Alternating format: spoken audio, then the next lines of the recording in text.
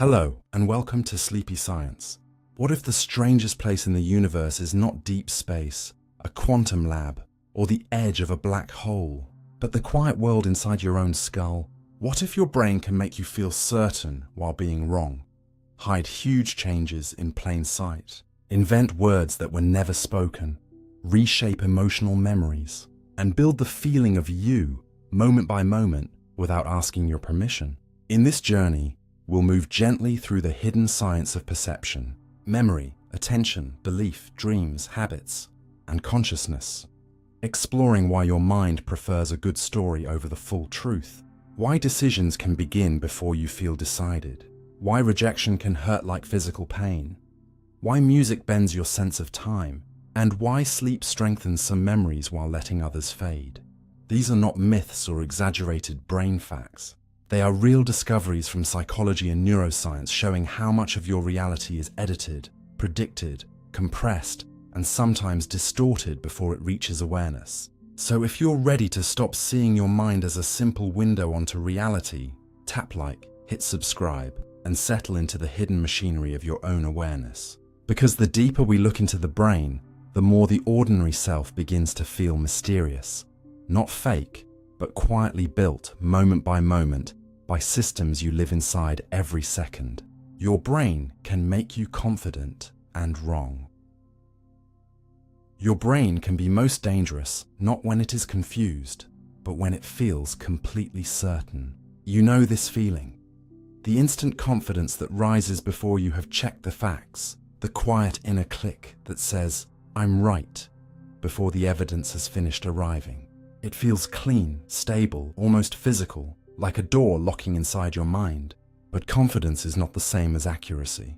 Confidence is a feeling your brain creates, and like every feeling, it can be shaped by shortcuts, habits, memories, emotions, and the simple comfort of something seeming easy to understand. This is one of the strangest truths about the human mind. You can be wrong and not feel wrong at all. In fact, the more smoothly an idea moves through your thoughts, the more likely your brain is to treat it as true. If a sentence is easy to read, if a claim sounds familiar, if an explanation fits neatly into what you already expect, your mind may reward it with a sense of certainty before deeper thinking even begins. That certainty can feel like intelligence, but sometimes it is only mental fluency wearing a convincing mask. Scientists have studied this in many ways. People often judge statements as more believable when they have heard them before, even if the statement is false.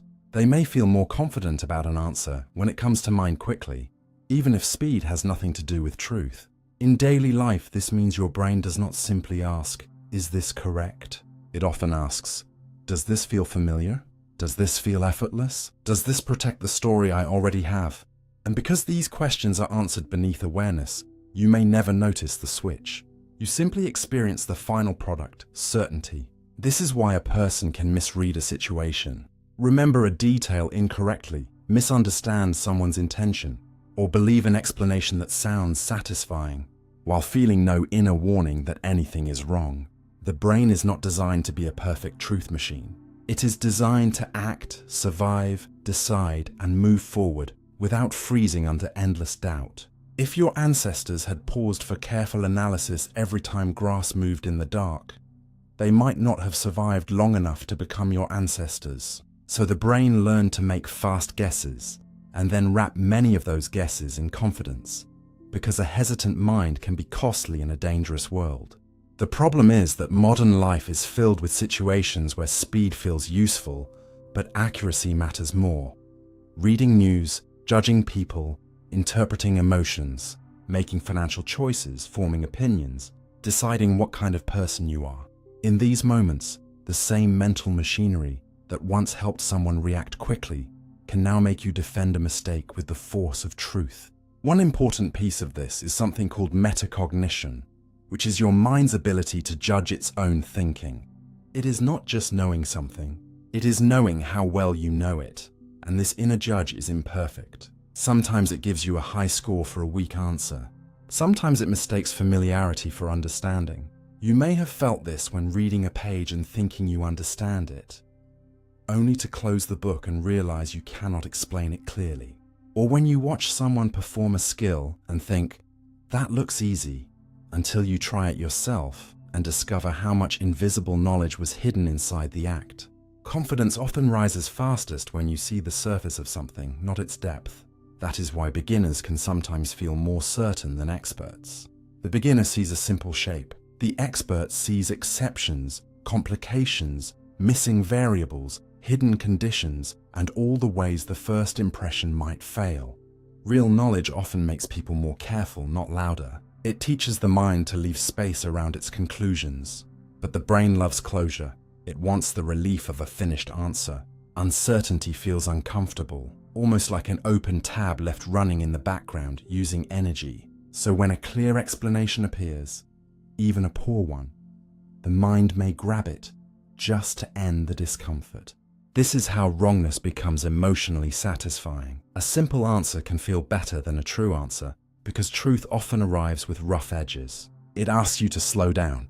It asks you to admit that the first story might be incomplete. It asks you to live for a moment without the warm shelter of being sure. And that is difficult because confidence is not only intellectual, it is emotional. Being right can feel safe. Being wrong can feel exposed. When someone challenges your belief, your brain may react not as if an idea is being tested, but as if your identity is being threatened. Your body can tense. Your attention narrows. You may search for a reply instead of listening. You may feel the need to win the conversation before you understand it. In that moment, the question is no longer, what is true? It becomes, how do I protect the version of myself that needs to be right? This is why intelligence alone does not save you from confident wrongness. A clever mind can build better defenses for a bad belief. It can explain, justify, rearrange, and polish an error until it shines. The issue is not whether the brain is powerful. It is whether that power is being used to discover or to defend. And here is where the lesson becomes deeply personal. Every person has a private feeling of obviousness. Things seem clear from inside your own mind because you have access to your reasons, your memories, your emotional background, your internal logic. But other people are living inside their own obviousness too.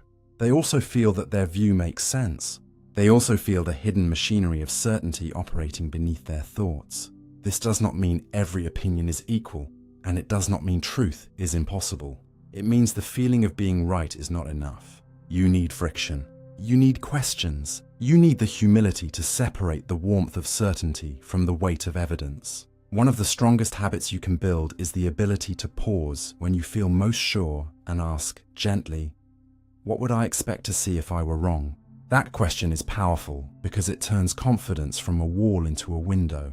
It does not make you weak. It makes your thinking more awake. Another useful habit is to try explaining your beliefs step by step, in plain language, without hiding behind vague phrases. If the explanation becomes cloudy, your confidence may have been standing on a flaw you never actually inspected.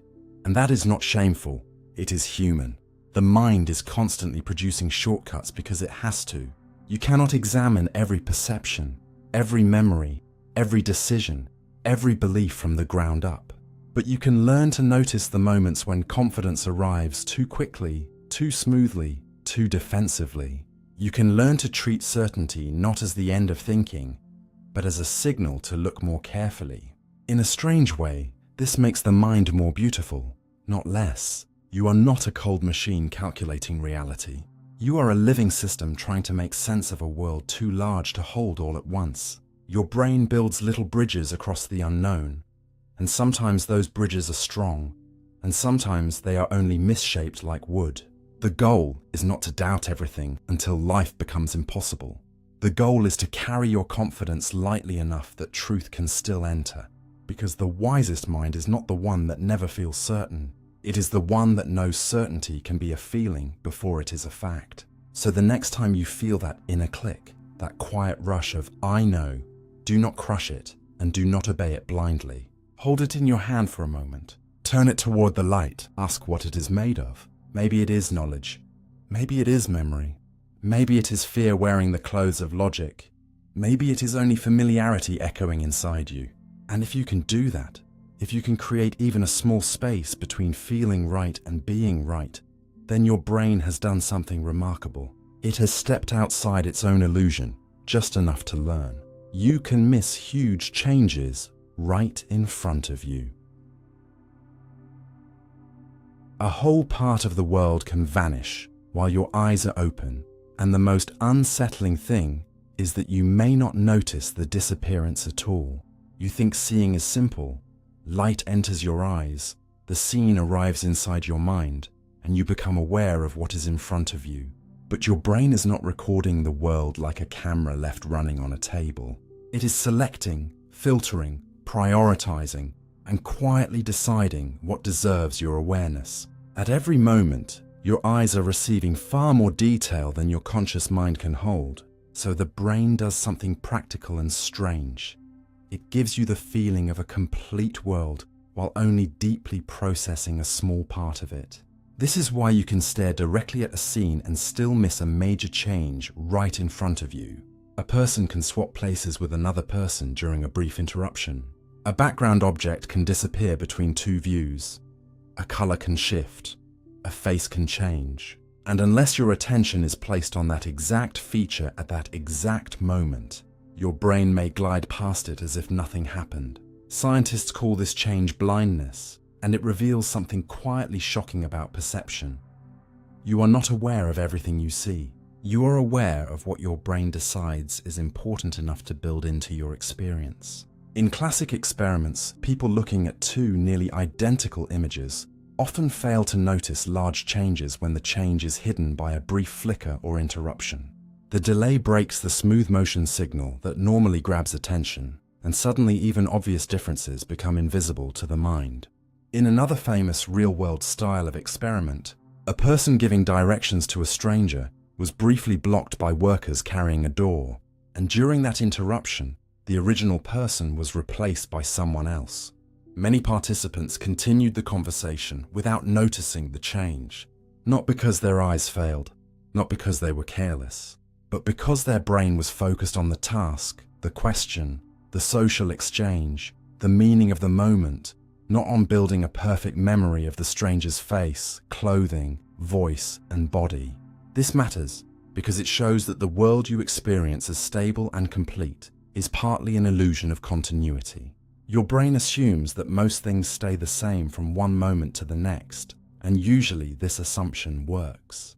You do not need to recheck the color of the walls every second, or confirm that the floor still exists under your feet, or inspect every passing face as if reality might have been replaced.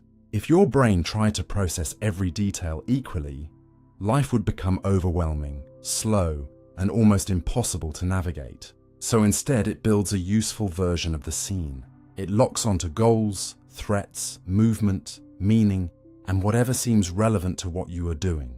Everything else becomes a kind of background promise, probably still there, probably unchanged, probably safe to ignore. And most of the time, that promise helps you move through life smoothly. But when something important changes outside the spotlight of attention, the promise breaks, and you discover that your sense of seeing everything was never as complete as it felt. This is why drivers can sometimes look but fail to notice a motorcycle, a cyclist, or a pedestrian when their attention is tuned toward cars. This is why magicians can make objects vanish in plain sight, not by overpowering your eyes, but by guiding your attention away from the method. This is why film editors can cut between shots with small continuity errors, and most viewers never notice, because the mind is following the story, the emotion, the action, not the exact position of a glass on a table or the angle of someone's hand.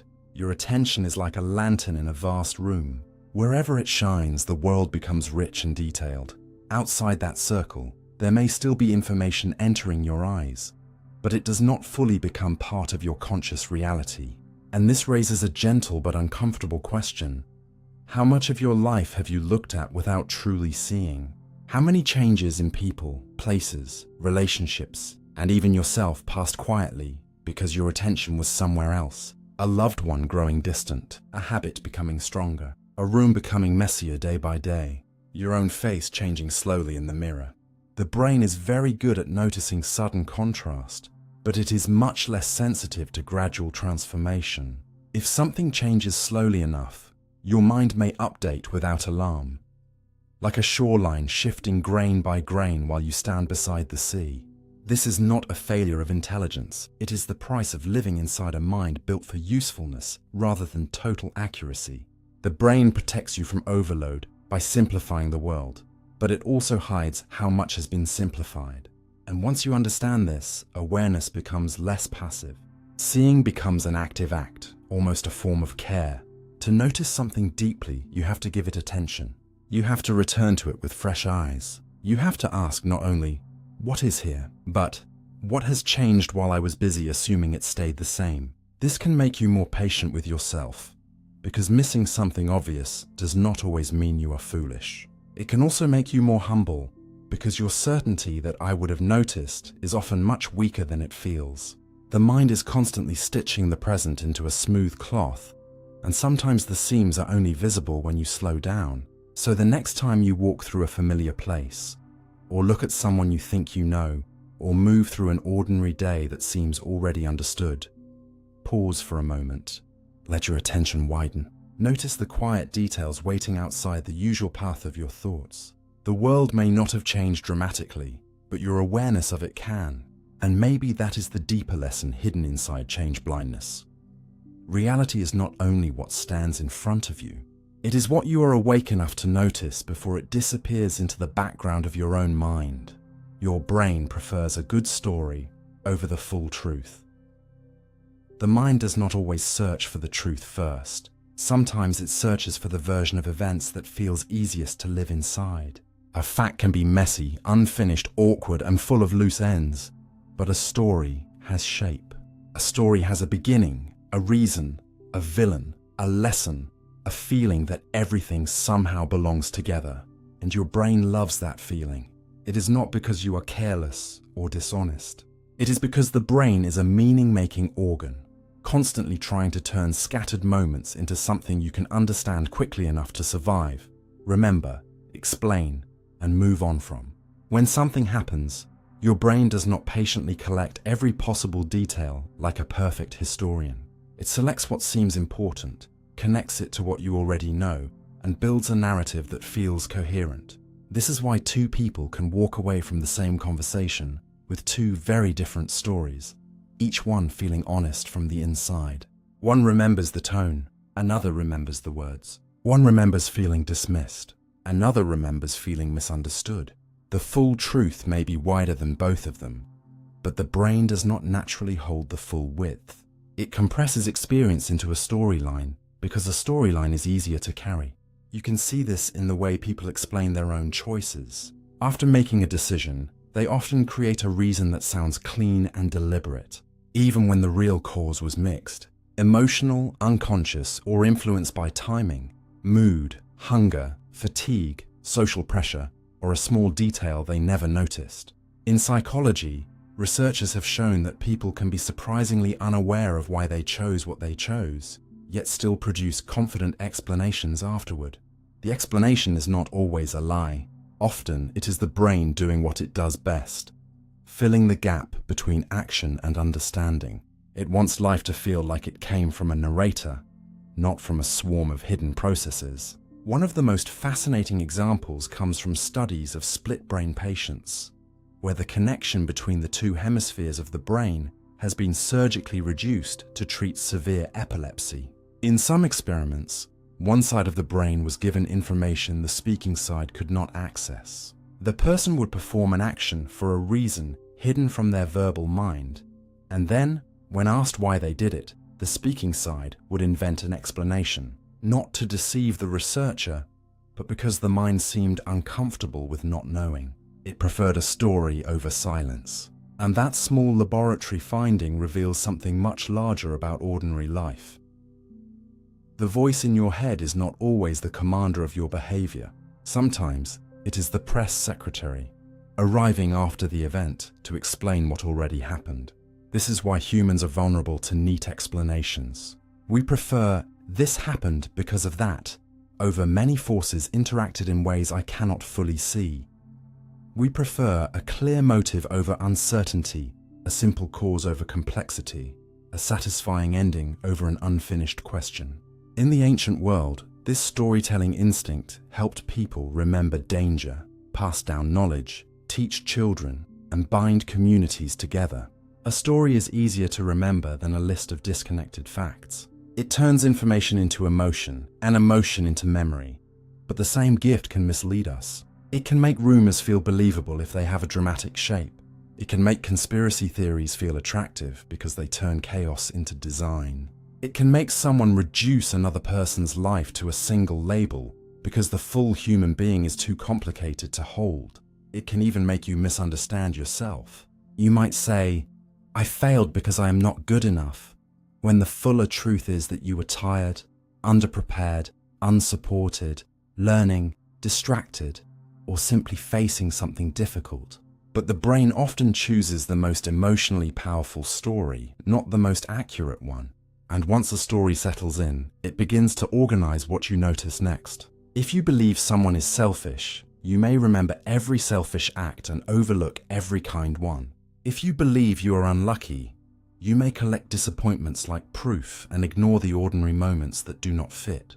The story becomes a lens, and the lens quietly edits the world. This is where the danger becomes personal. A good story does not have to be true to feel true. It only has to feel complete. It gives your mind relief. It closes the open circle. It lets you say, "Now I understand," even when what you really have is only a clean version of something complicated. And yet, the answer is not to stop telling stories. That would be impossible. Your identity itself is partly a story. The way you connect childhood, choices, mistakes, losses, hopes, and turning points into a sense of me. Without narrative, life would feel like scattered pages with no binding. The goal is not to destroy the story, but to hold it more gently, to ask, what part of the truth does this story leave out? To notice when an explanation feels too perfect, too flattering, too cruel, too simple. To wonder whether the person you blamed might have a hidden chapter you never read. To wonder whether the version of yourself you keep repeating is a fact, or just an old story that learned your voice. A deeper mind does not abandon meaning. It makes room for more of it. It allows a story to breathe, to be revised, to become more honest as new evidence arrives. And maybe that is one of the quiet signs of wisdom. Not having the most dramatic explanation, but being able to sit with the unfinished one. Because the full truth is often slower than a good story. It does not always arrive with music. It may not flatter you. It may not give you a clear villain or a clean ending, but it gives you something better. Contact with reality as it is, not just as your brain needed it to be. So the next time your mind quickly turns a confusing moment into a beautiful little narrative, listen to it, but do not surrender completely. Let the story speak, then ask what it forgot. Ask what else might be true. Ask what remains outside the frame. Because somewhere between the comfort of a good story and the difficulty of the full truth, your awareness becomes more honest, and the world becomes larger than the version your mind first handed you. You make decisions before you feel decided. Before you ever whisper, "I choose this," a quiet preparation may already be unfolding inside you. It begins beneath the surface, in the soft electrical weather of the brain, where tiny shifts in activity gather before they become a clear thought, a lifted hand, a spoken yes, or a sudden no. You experience decision-making as if there is a small conscious self sitting at the center of the mind, calmly weighing options and then pressing a button. But neuroscience suggests something more subtle and more mysterious. Many decisions begin before you feel decided, long before your awareness announces, "I'm going to do it." Networks involved in movement, attention, reward, memory, and emotion may already be leaning in one direction. This does not mean you are a puppet, and it does not mean choice is fake. The truth is more interesting than that. It means conscious choice may not be the very first spark in the process. It may be the moment the spark becomes visible. In famous experiments studying voluntary movement, researchers found that the brain can show a buildup of activity before a person reports the conscious intention to move. This early buildup is often called readiness activity, and it appears like a quiet warming of the system before action breaks into awareness. Later studies using brain imaging suggested that in some simple choices, patterns of brain activity can hint at what someone may choose seconds before they consciously know it. But these experiments are often misunderstood. They usually involve small artificial choices, like pressing a button with the left or right hand, not the deep moral decisions of a life. They do not prove that every important choice is secretly determined in advance. What they reveal is that the feeling of deciding is not always the beginning of decision-making. Sometimes it is the point where hidden preparation becomes part of your inner story. Think of walking through a doorway. You do not consciously calculate each muscle, each adjustment of balance, each tiny prediction about the floor beneath you. Your body and brain prepare movement in layers, and consciousness receives only a simplified version. I am walking. The same kind of layering may happen with many choices. When you choose what to say, what to eat, whether to keep scrolling, whether to answer a message, whether to trust someone, your conscious mind is only one part of a larger system. Your past experiences, emotional state, body signals, habits, desires, fears, and expectations are all quietly voting before the final feeling of choice arrives. Hunger can make one option more attractive. Fatigue can make patience harder. Stress can push the mind towards safety and routine. A familiar reward can pull you before you have time to name the pull. And then, after all these forces have already shaped the direction, awareness steps forward and says, I decided. This is not a flaw. It is how a living brain moves through a complicated world without stopping to inspect every hidden calculation. If you had to consciously approve every tiny action, every word, every glance, every shift in posture, every emotional reaction, life would freeze. The brain works ahead of awareness because it must. It prepares possibilities, tests small impulses, compares likely outcomes, and sends only some of that process into consciousness. Your conscious mind is not absent, but it may be more like a careful editor than the first writer of every sentence. It can approve, redirect, question, slow down, or stop an impulse once it rises. This matters deeply because the space between impulse and action may be one of the most important spaces in human life. You may not choose the first urge that appears. You may not choose the first flash of anger, craving, fear, or avoidance, but you can learn to notice it before it becomes behavior. In that noticing, a different kind of freedom appears, not the fantasy of being untouched by biology, but the real freedom of becoming aware of your own machinery. This is why habits feel automatic.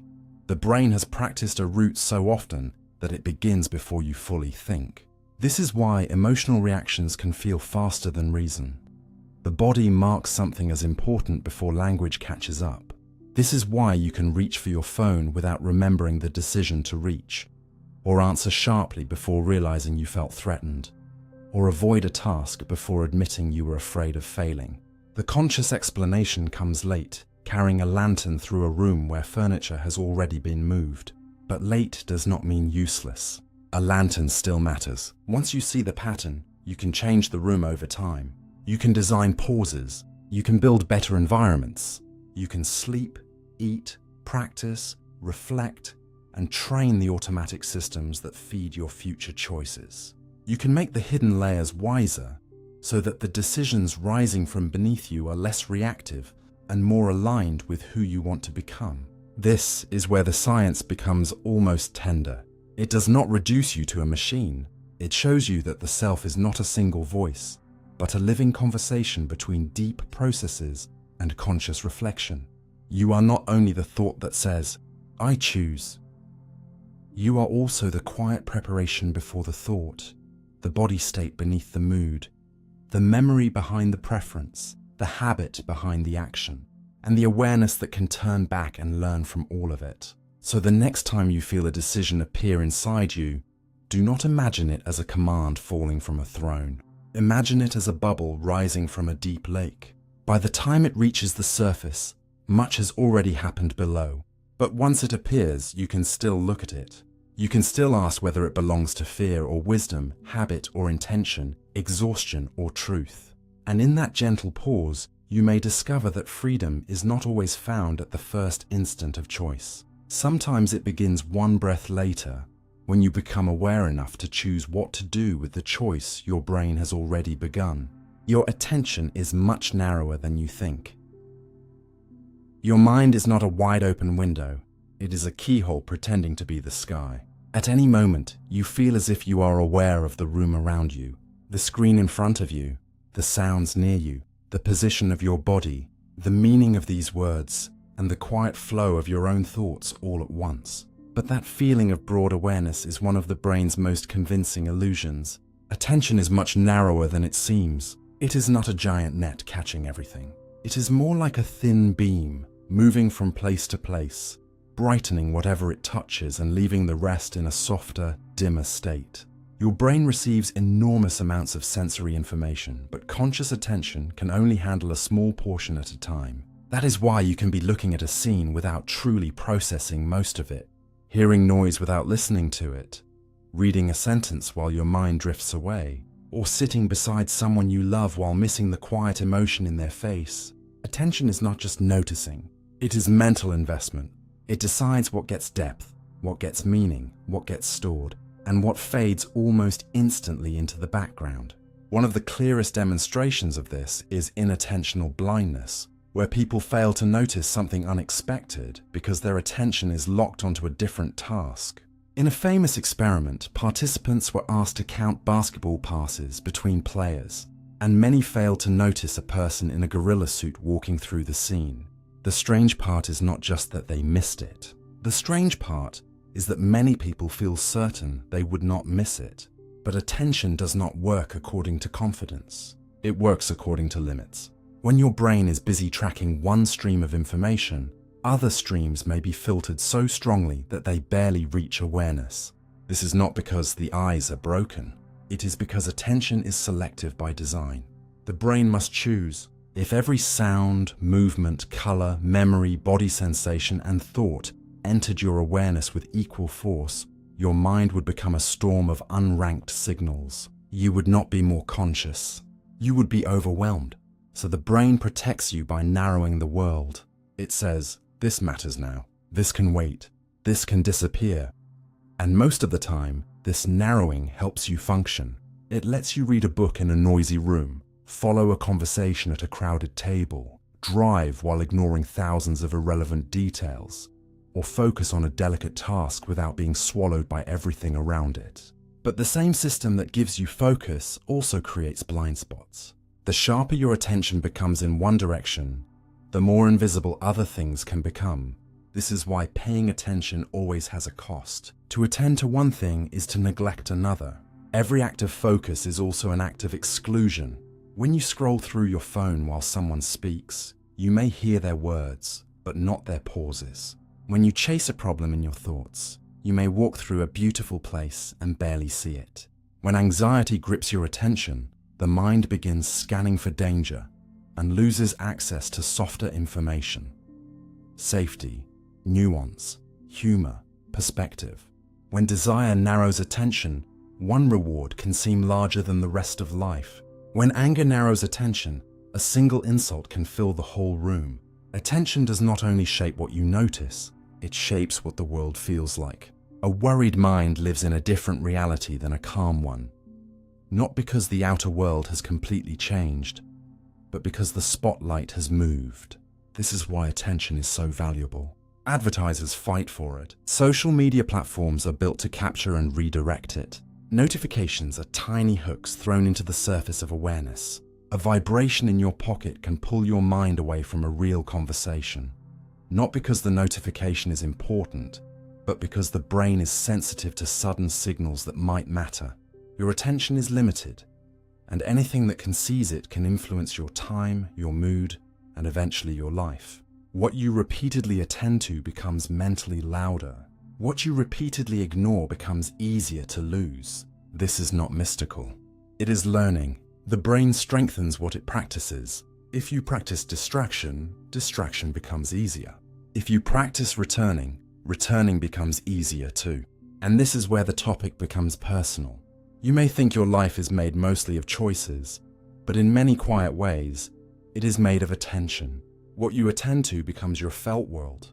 A small worry, fed every day, can grow into the center of your inner weather. A skill, given patient attention, can become part of who you are.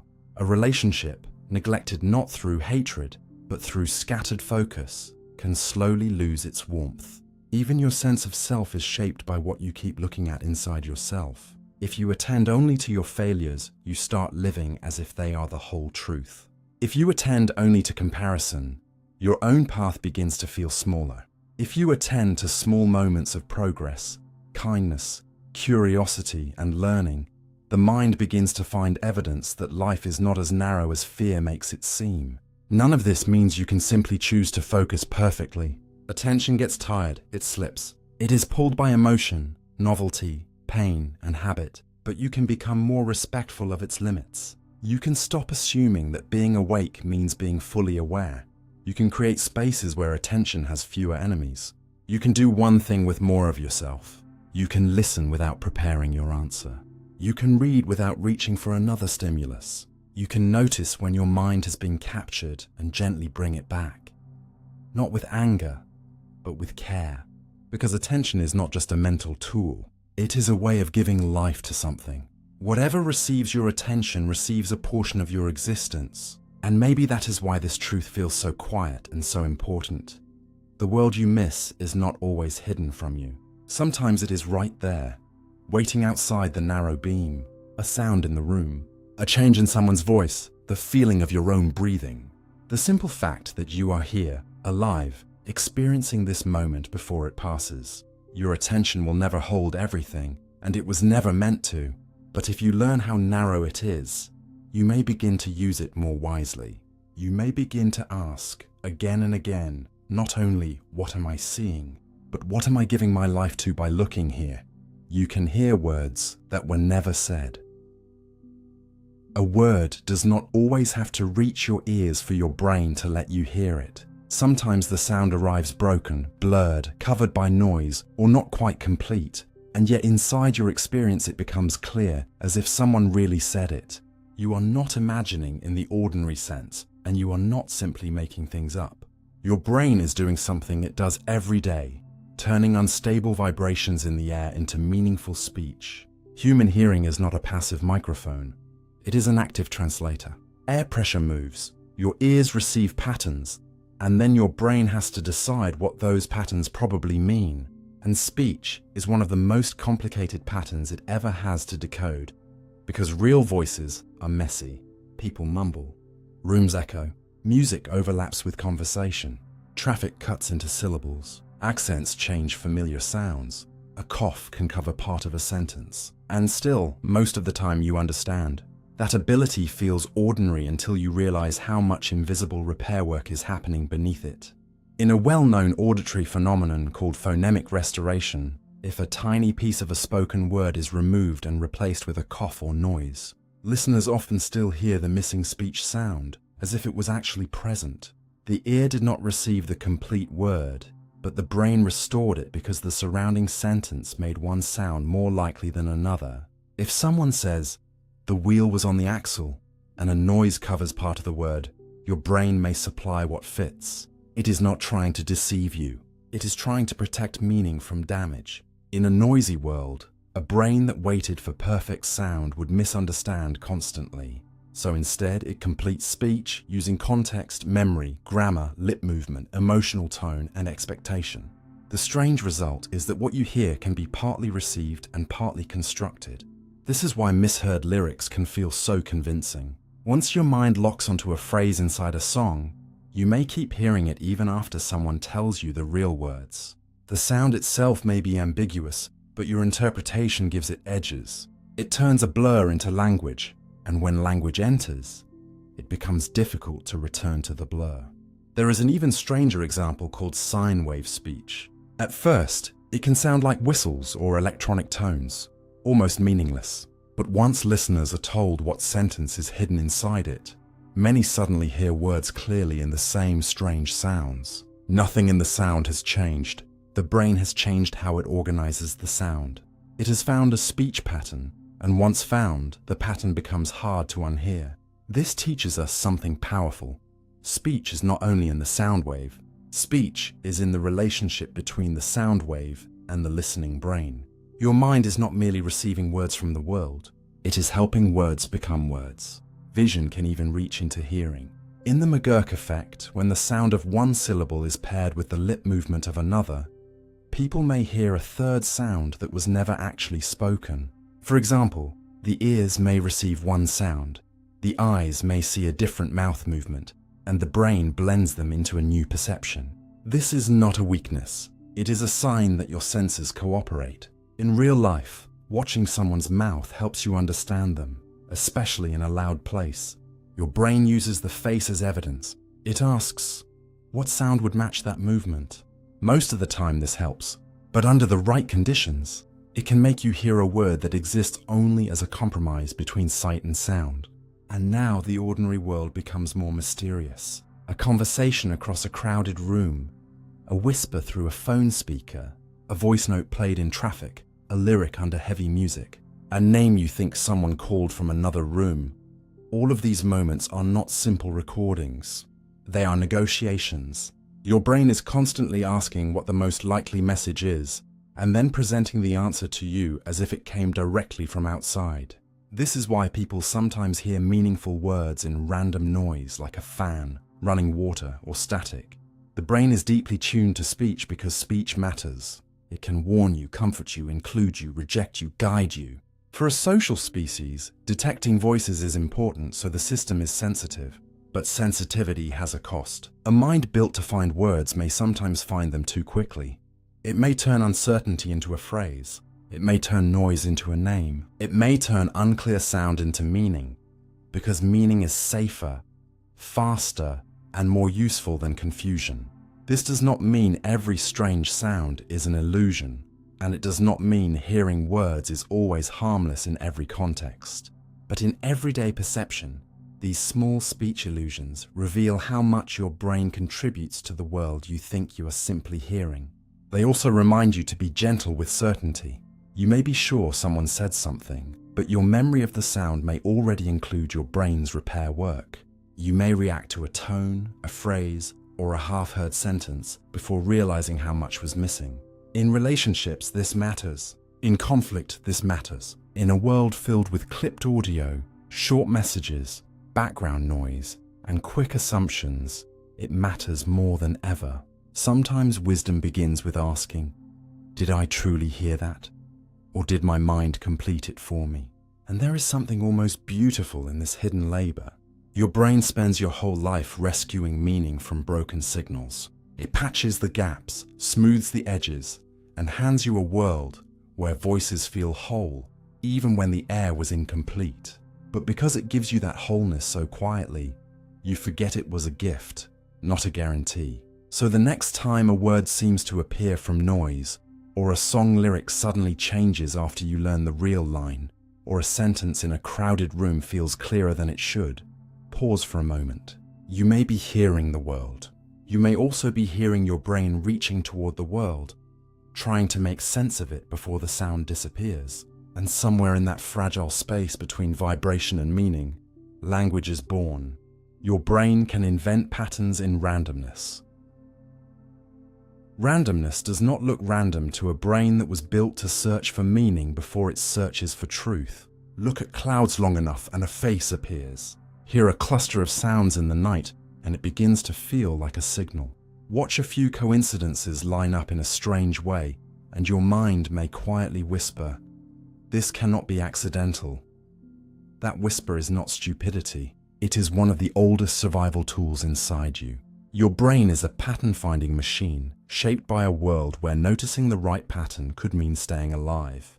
A broken branch might mean an animal passed nearby. A repeated sound might mean danger. A familiar footprint might mean food, water, shelter, or threat. For early humans, missing a real pattern could be costly, so the brain became sensitive, sometimes too sensitive. It learned to connect dots quickly, even when the dots were scattered by chance. This tendency is often called apophenia. the experience of seeing meaningful patterns or connections in random or unrelated information. A more visual form of it, pareidolia, is why you can see faces in electrical outlets, animals in clouds, or human expressions in the front of a car. Your brain is especially tuned to faces because faces carry social information: safety, anger, attention, belonging, rejection, intention. So when a vague shape has two dark spots and something like a mouth, your mind may organize it into a face almost automatically. It is better, from a survival point of view, to mistake a shadow for a watcher than to mistake a watcher for a shadow. But this gift has a strange side effect. It can make the universe feel more intentional than it really is. Random events often arrive in clusters, streaks, and coincidences because randomness does not mean perfect smoothness. If you flip a coin many times, you should expect runs of heads or tails. If you look at enough numbers, dates, dreams, messages, songs, or accidents, some of them will line up in ways that feel almost designed. The mistake comes when the feeling of design becomes proof of design. Your brain does not enjoy meaningless noise. It wants shape. It wants cause. It wants the comfort of because. So when chance produces something that looks like a message, the mind may step in and complete the illusion. This is why people can see winning streaks where there is only probability, hot hands where there may be ordinary variation, lucky signs where there are simply memorable coincidences, or hidden meanings in numbers that were never placed there for them. The brain is not lying to you on purpose. It is doing what it does with language, vision, memory, and emotion, reducing chaos into something usable. Imagine standing in front of a night sky. The stars are scattered across space at different distances, with no intention of drawing pictures for you. And yet humans looked up and saw hunters, animals, gods, arrows, crowns, rivers, and stories. The constellations are not false in a cultural sense. They are beautiful maps of imagination, but they are not physical lines drawn in the cosmos. They are human meaning laid gently over distance. That is what your brain does every day on a smaller scale. It draws lines between events so life feels less like falling through noise. Sometimes those lines are useful. A doctor notices a pattern of symptoms and finds a disease. A scientist notices repeated results and discovers a law of nature. A friend notices a change in your voice and realizes you are not okay. Pattern detection is the foundation of learning. Without it, you could not understand speech, recognize places, predict weather, read emotion, or build knowledge.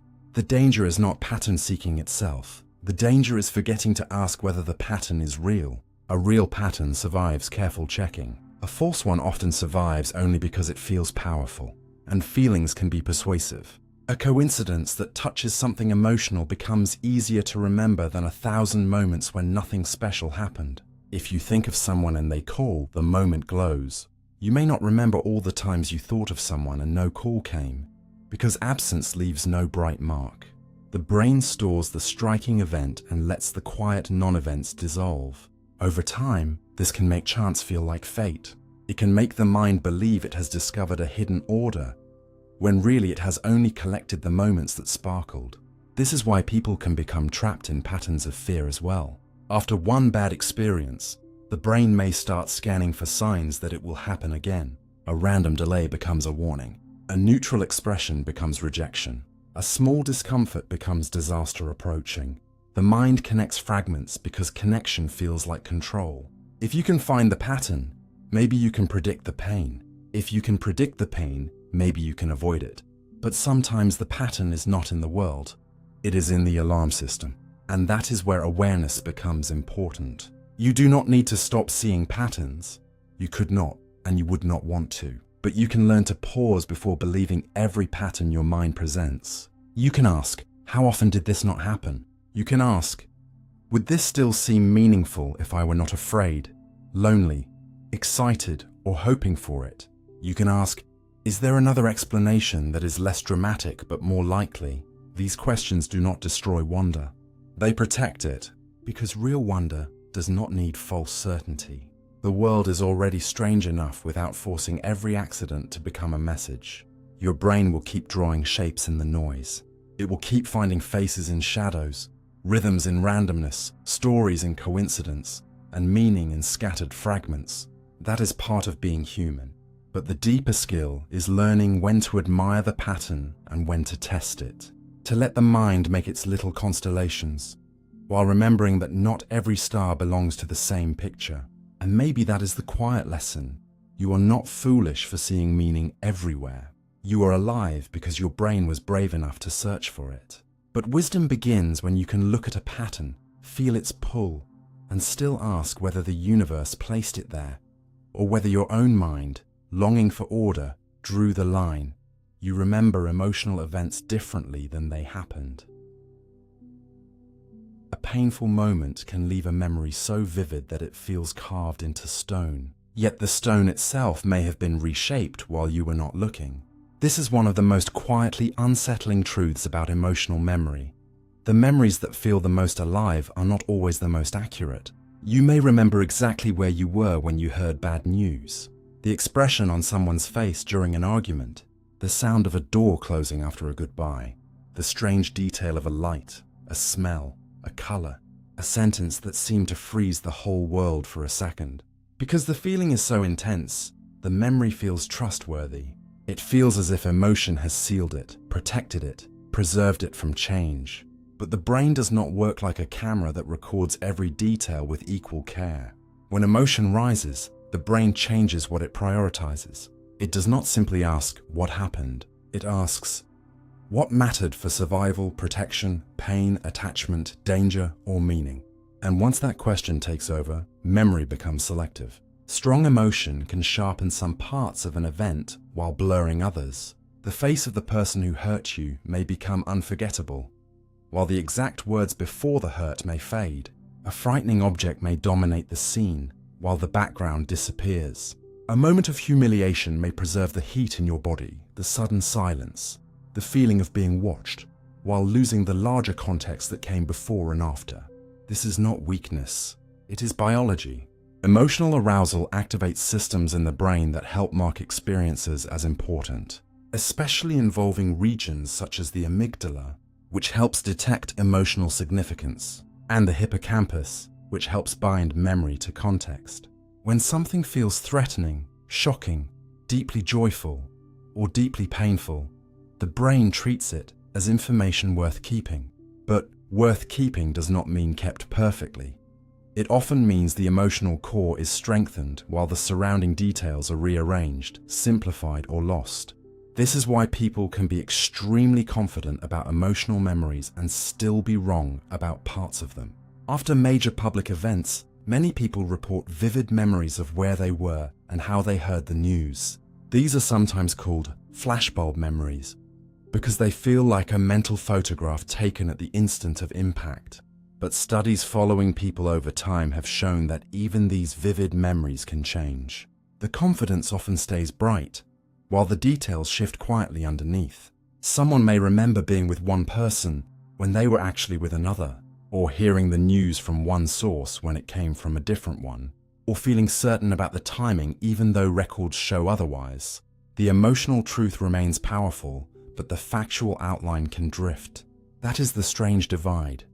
A memory can be emotionally honest and factually imperfect at the same time. You may truly remember how it felt, while misremembering exactly how it unfolded.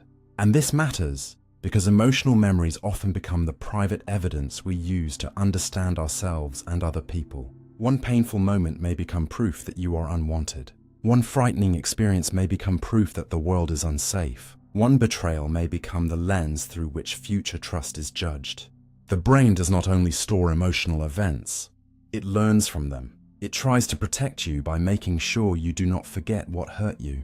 But protection can become exaggeration. If the emotional mark is strong enough, the brain may treat similar situations as repeats, even when they are only echoes. A tone of voice can bring back the feeling of an old argument. A place can carry the atmosphere of something that happened there years ago. A certain kind of silence can feel dangerous before you know why. In these moments, you are not only responding to the present, you are responding to a memory whose emotional weight has traveled forward with you. And because emotions are felt in the body, they can make the memory seem even more certain.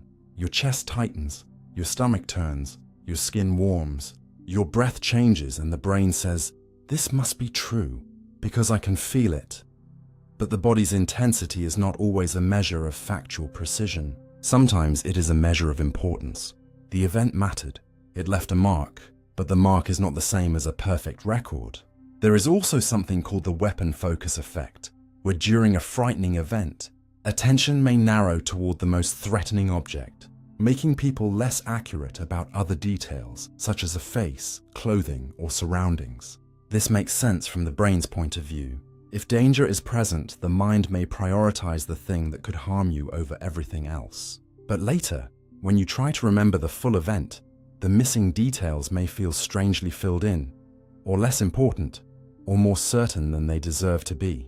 Emotional memory also tends to organize around peaks and endings. A long experience may be remembered mainly by its most intense moment and how it concluded.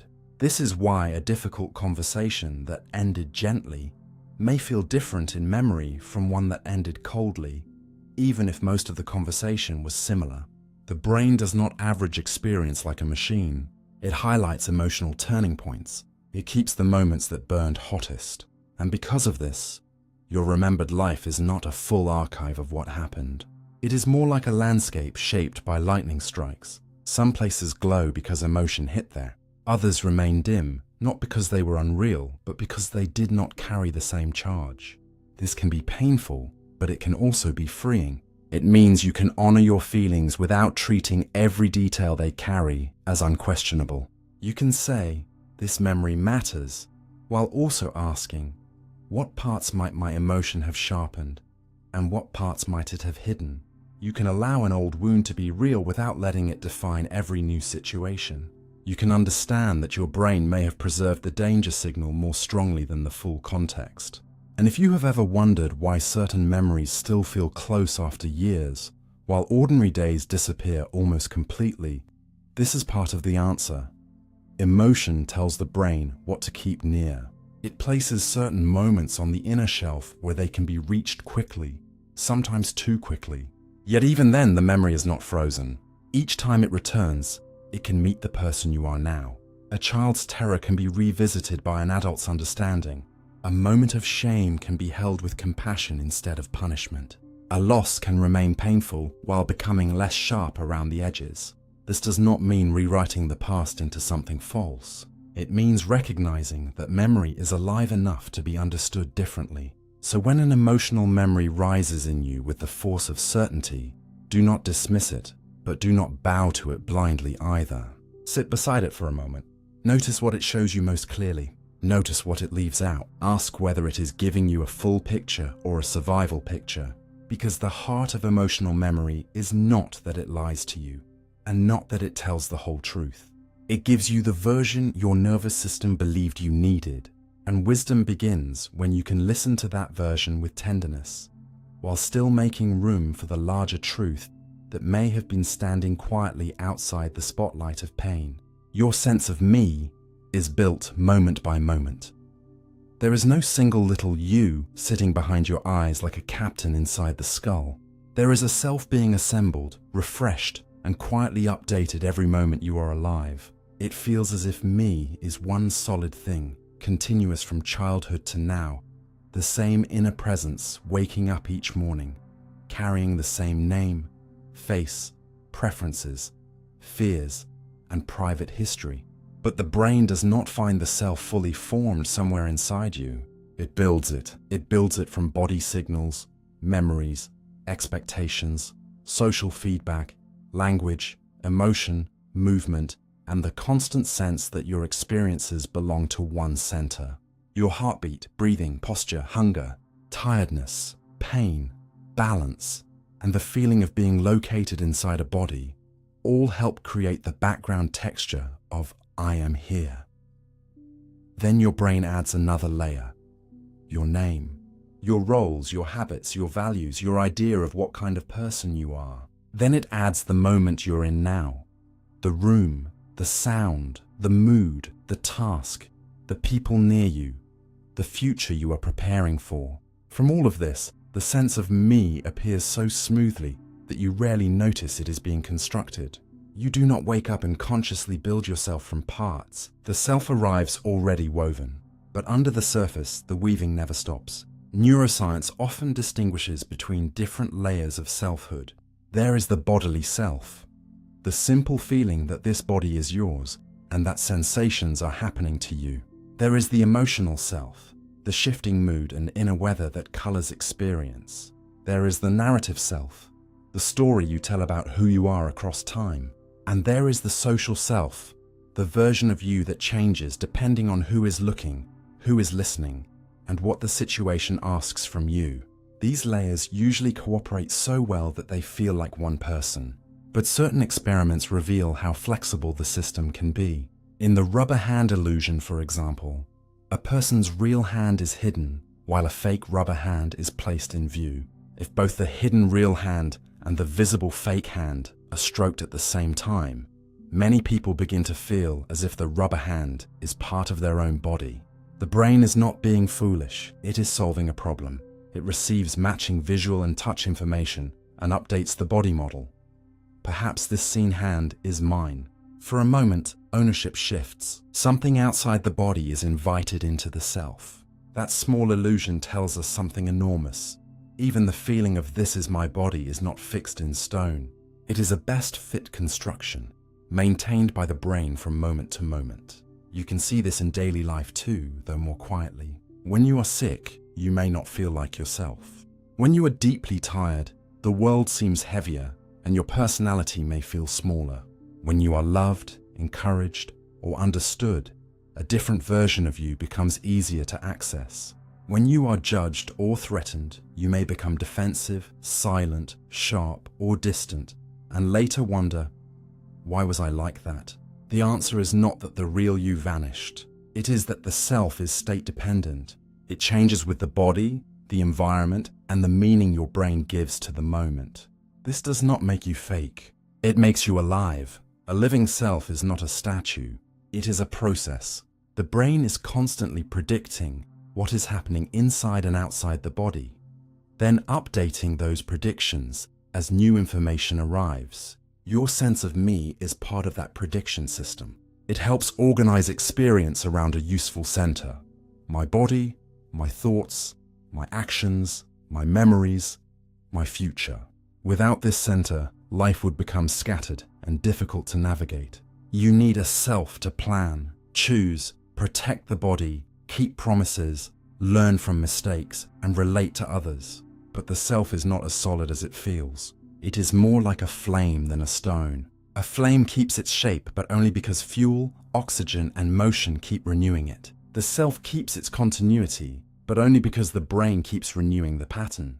This is why meditation, deep focus, trauma, grief, awe, certain neurological conditions, and even moments of intense beauty can change the feeling of self. Sometimes the boundaries soften, sometimes the inner narrator becomes quieter. Sometimes you feel less like a separate object and more like awareness opening into the world. Other times, under stress, the self can shrink tightly around one worry, one wound, one fear.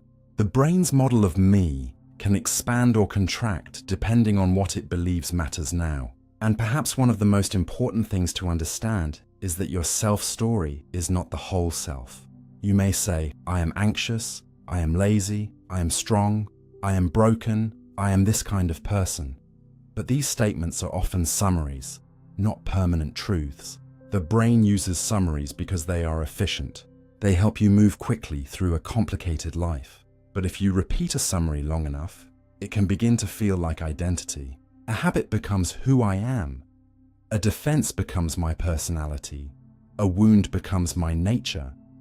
Yet beneath these labels, the self remains more flexible than the label allows. The fact that the self is built moment by moment means it can also be gently rebuilt, moment by moment. Not instantly, not magically, but through repeated experience. Every time you act with patience when you expected anger, your brain receives new evidence. Every time you survive a feeling you thought would destroy you, the self-model changes slightly. Every time you learn, forgive, practice, rest, speak honestly, or choose differently, you are not just doing something. You are teaching the brain what me can include. This is why change often feels strange at first. A new version of you may feel unnatural, not because it is false, but because the old self model is familiar. The brain mistakes familiarity for identity, but the self has always been updated through experience. Childhood did it, language did it, love did it, loss did it, culture did it. Every relationship, every place, every repeated thought has left fingerprints on the sense of I. So maybe the question is not, who am I, finally and forever? Maybe the deeper question is, what kind of self am I practicing into existence? Because you are not a finished object hidden somewhere inside the brain. You are a pattern being maintained, a story being revised, a body being felt from within, a mind learning how to recognize itself across changing moments. And that can be unsettling, because it means the me you defend so fiercely is less fixed than it seems. But it can also be freeing. If the self is built moment by moment, then every moment has a small creative power. Every breath is part of the construction.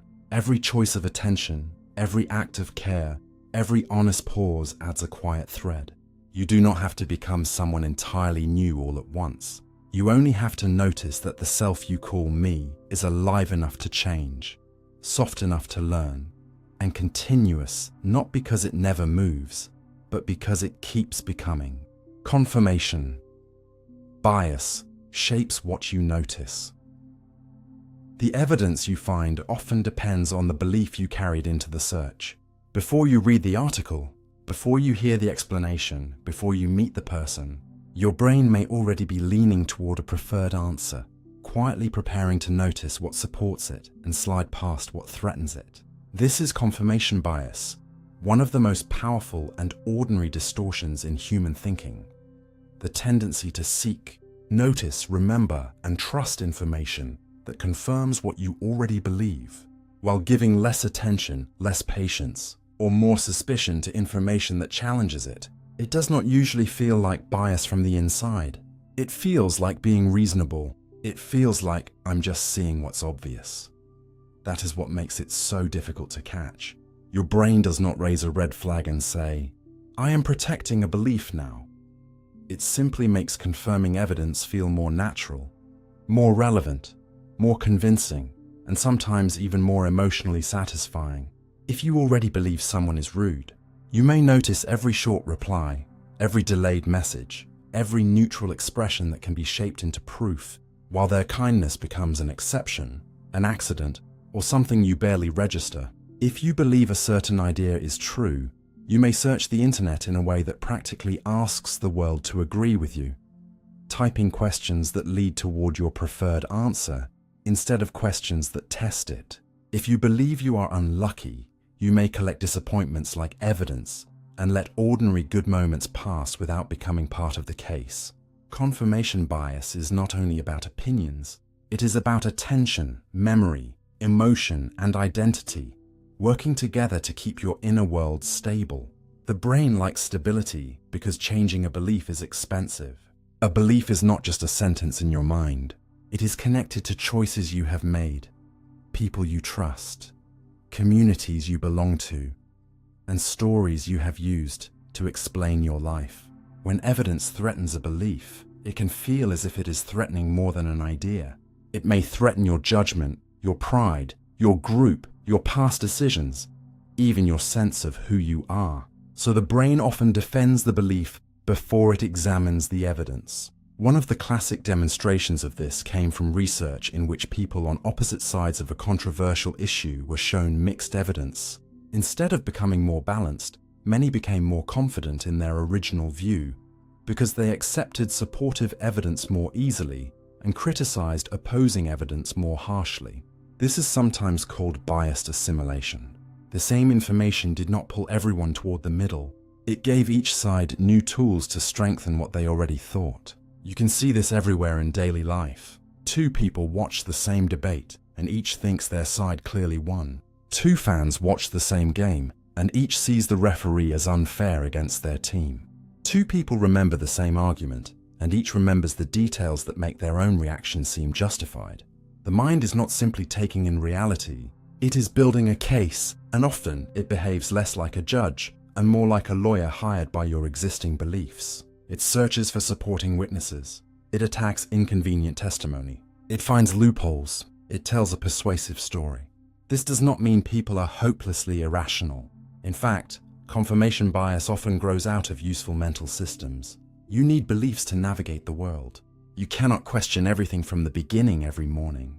If you had to reevaluate every friendship, every danger, every rule, every memory, every skill, every social cue, life would become impossible.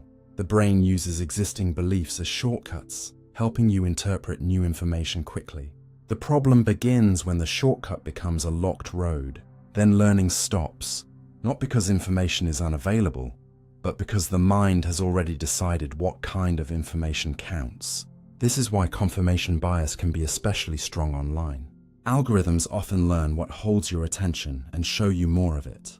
Over time, your digital world can start to feel like reality itself, even though it may be a personalized tunnel of repeated signals. If you click on fear, you may receive more fear. If you click on outrage, more outrage appears. If you watch content that confirms a suspicion, the platform may offer 10 more reasons to keep suspecting. The result is not just that you believe something, it is that you begin to feel surrounded by proof. But being surrounded by proof is not the same as having searched fairly. Sometimes it only means you are standing inside a room built from your own clicks. Confirmation bias can also shape how you see yourself. If you carry the belief, "I always fail," your brain may treat every mistake as evidence and every success as luck.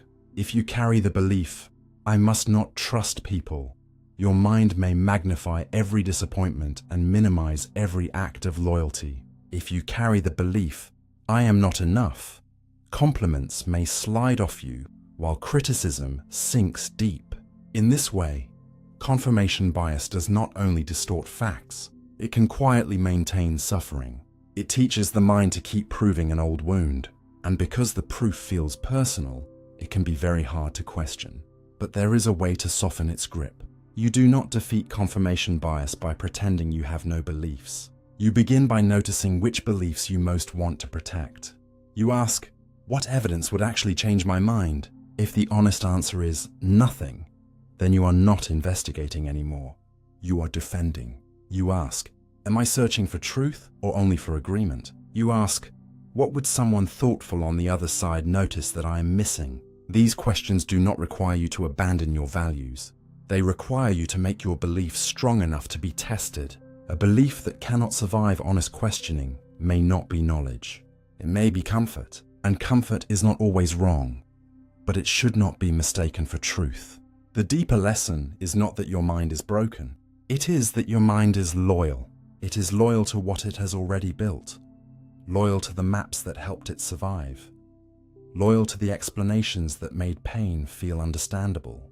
But loyalty and accuracy are not the same. Sometimes growth asks you to betray an old certainty so you can become more honest. Sometimes wisdom begins when you notice yourself wanting one answer to be true and you stay open anyway. So the next time the world seems to perfectly confirm what you already believed, pause before accepting the comfort. Look for what is missing. Look for the evidence that makes you uncomfortable. Look for the quiet detail your mind wanted to skip. Because the truth may not always arrive as a dramatic revelation. Sometimes it arrives as a small interruption in the story you preferred, asking whether you are brave enough to notice it. The Baader-Meinhof effect makes things seem everywhere. The world can seem to start repeating a sign the moment your brain learns how to recognize it. You hear an unusual word once, and suddenly it appears in a podcast, on a street poster, in a comment, inside a book you opened by accident. You notice a certain car model, and by the next day it seems to be everywhere on the road. Someone mentions a rare name, a medical term, a country, a number, a style of jacket, a strange idea, and then reality begins to feel as if it is echoing it back to you. It can feel uncanny, almost personal, as if the universe has started underlining one detail in the page of your life. But most of the time, the outside world has not changed. Your filtering system has. This is often called the Baader-Meinhof effect, or the frequency illusion. the feeling that something you recently noticed has suddenly become much more common, when in many cases it was already present around you, passing through your senses without receiving a label, without becoming important enough to stay. The first encounter acts like a mental highlight. Before that moment, the thing may have existed in your environment as background noise, one detail among thousands. After that moment, your brain has a new category. It has a name, a shape, a reason to pause. And once the mind has a category, it becomes much better at catching examples of it. This is not magic. It is how learning sharpens perception. A bird watcher can walk through the same forest as a beginner and hear separate species where the beginner hears only birds.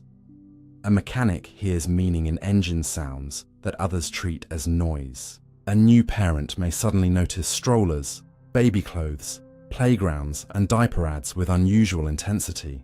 A person learning a language begins to catch words in songs and conversations that used to dissolve into sound.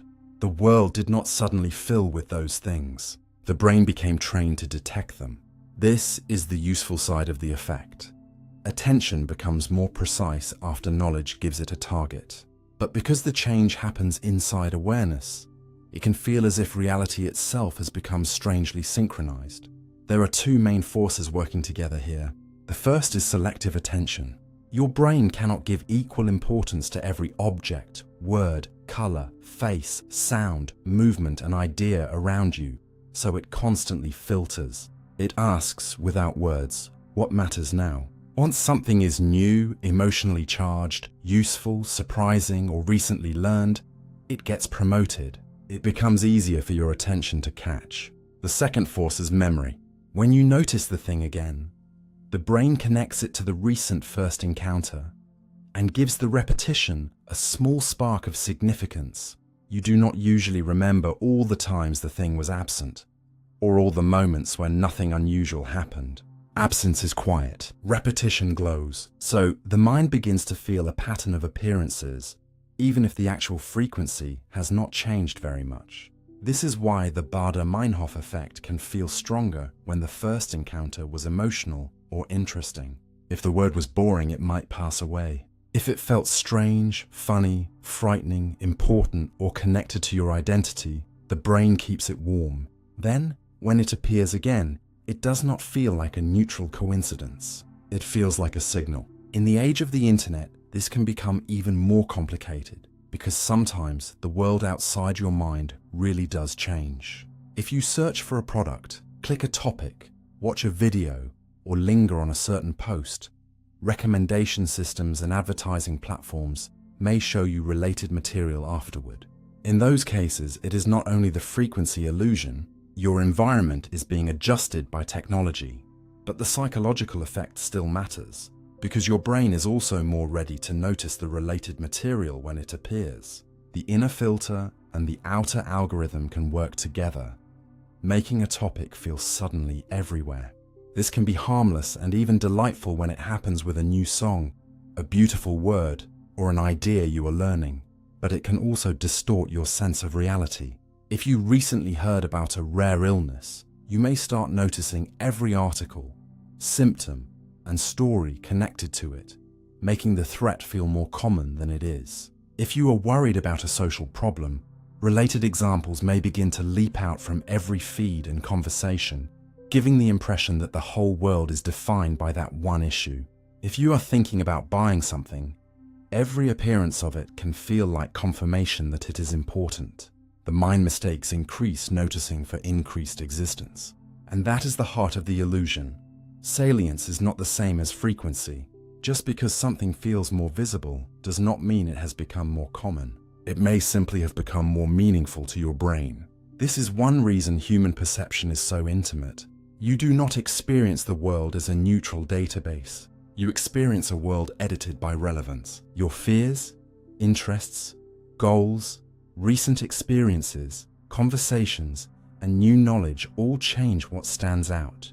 Two people can walk through the same city and live in different versions of it. The architect sees lines, materials, and building facades. The musician hears rhythm in traffic and footsteps. The anxious person notices exits and risks. The hungry person sees restaurants, The person who just learned a new word sees it glowing in ordinary sentences. Each mind is not inventing the city, but each mind is tuning the city differently. And once you understand this, the Baader-Meinhof effect becomes more than a funny coincidence. It becomes a window into how reality becomes personal.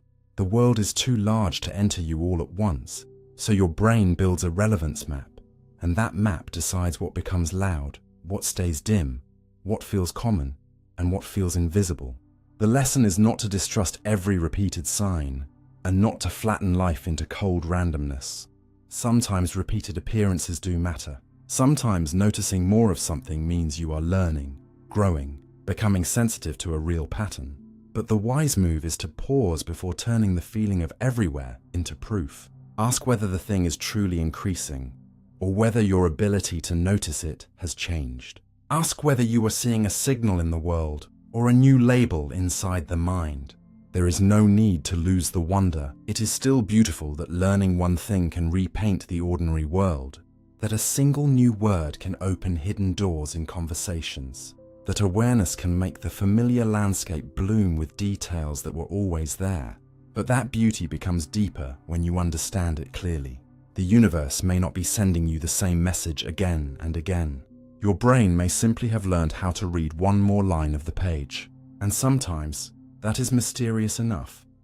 Not that the world changed overnight, but that your attention did, and with it, the world you thought you knew became newly visible.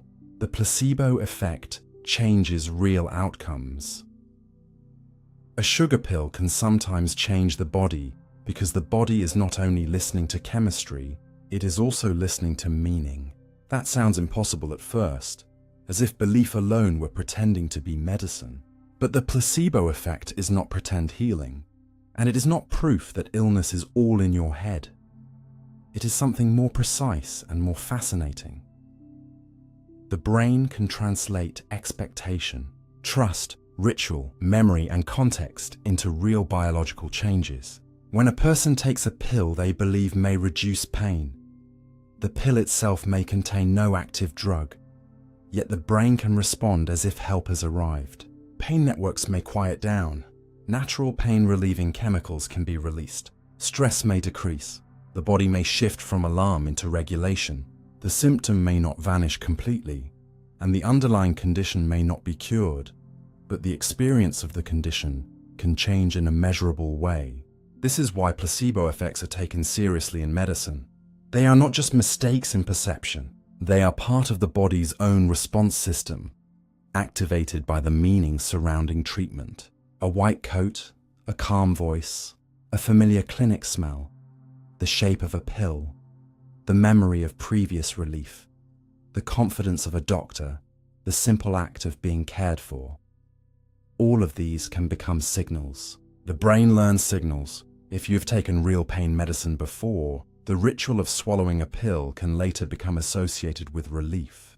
This is conditioning, the same basic learning process that helps the body prepare for repeated experiences. In some studies, when people repeatedly receive an active treatment and then later receive a placebo in the same context, their bodies may still produce part of the learned response. It is as if the nervous system remembers the path to relief and starts walking it before the chemistry arrives.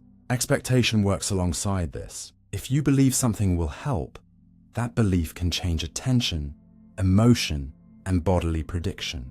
Pain, for example, is not a simple message traveling from the skin to the mind. It is shaped by the brain's interpretation of danger. When the brain believes help is coming, it may turn down the threat signal. That does not mean the pain was fake. It means pain is an experience built by the nervous system, and the nervous system can be influenced by safety, trust, fear, attention, and expectation. This is why the placebo effect is strongest in symptoms that are deeply connected to brain-body regulation, such as pain, nausea, fatigue, stress, and certain aspects of mood. It does not mean a placebo can kill bacteria like an antibiotic, repair a broken bone, or dissolve a tumor through belief. Reality still matters. Biology still matters, but meaning also matters because meaning changes biology. One of the most interesting findings is that placebo responses can sometimes happen even when people know they are taking a placebo. These are often called open-label placebos, and while they do not work like magic and do not work for everyone, some research suggests that honesty does not always destroy the effect. Why? Because the ritual itself can still carry power. The person may know the pill has no active drug, but the act of taking it can still become a structured moment of care, attention, expectation, and learned bodily response. The brain does not respond only to deception. It responds to context. It responds to the message, something is being done for healing. And that should make us rethink what treatment really is. A medicine is not only a molecule entering the bloodstream, it is also the environment around that molecule. It is the story the patient receives. It is whether they feel safe or dismissed, hopeful or abandoned, seen or reduced to a chart. The same active drug can feel different depending on how it is given, because the brain is always interpreting. A rushed cold encounter can increase fear. A careful, respectful one can reduce it. This does not replace medical treatment, but it can strengthen or weaken how treatment is experienced. The opposite effect also exists, and it is just as important. Negative expectations can make symptoms worse. This is called the nocebo effect. If someone expects severe side effects, they may be more likely to notice discomfort, anxiety, or bodily sensations that then grow stronger through attention and fear. Again, this does not mean they are inventing it. It means expectation can push the nervous system toward threat. The body believes what the brain prepares it for. This is why words in medicine carry weight. A careless warning can become a seed of fear. A thoughtful explanation can give the same facts without turning them into a storm. The placebo effect shows that human beings are not machines with minds floating separately above them. You are one system. Thought touches chemistry. Trust touches pain. Fear touches the gut. Hope touches the immune and nervous systems in complex ways. The boundary between mental and physical is much thinner than everyday language suggests. But perhaps the deepest lesson is not that belief can cure anything. That would be false and dangerous. The deeper lesson is that your body is always interpreting the world it lives inside. It listens to signals of safety and danger. It learns from repeated relief. It responds to care. It changes under expectation.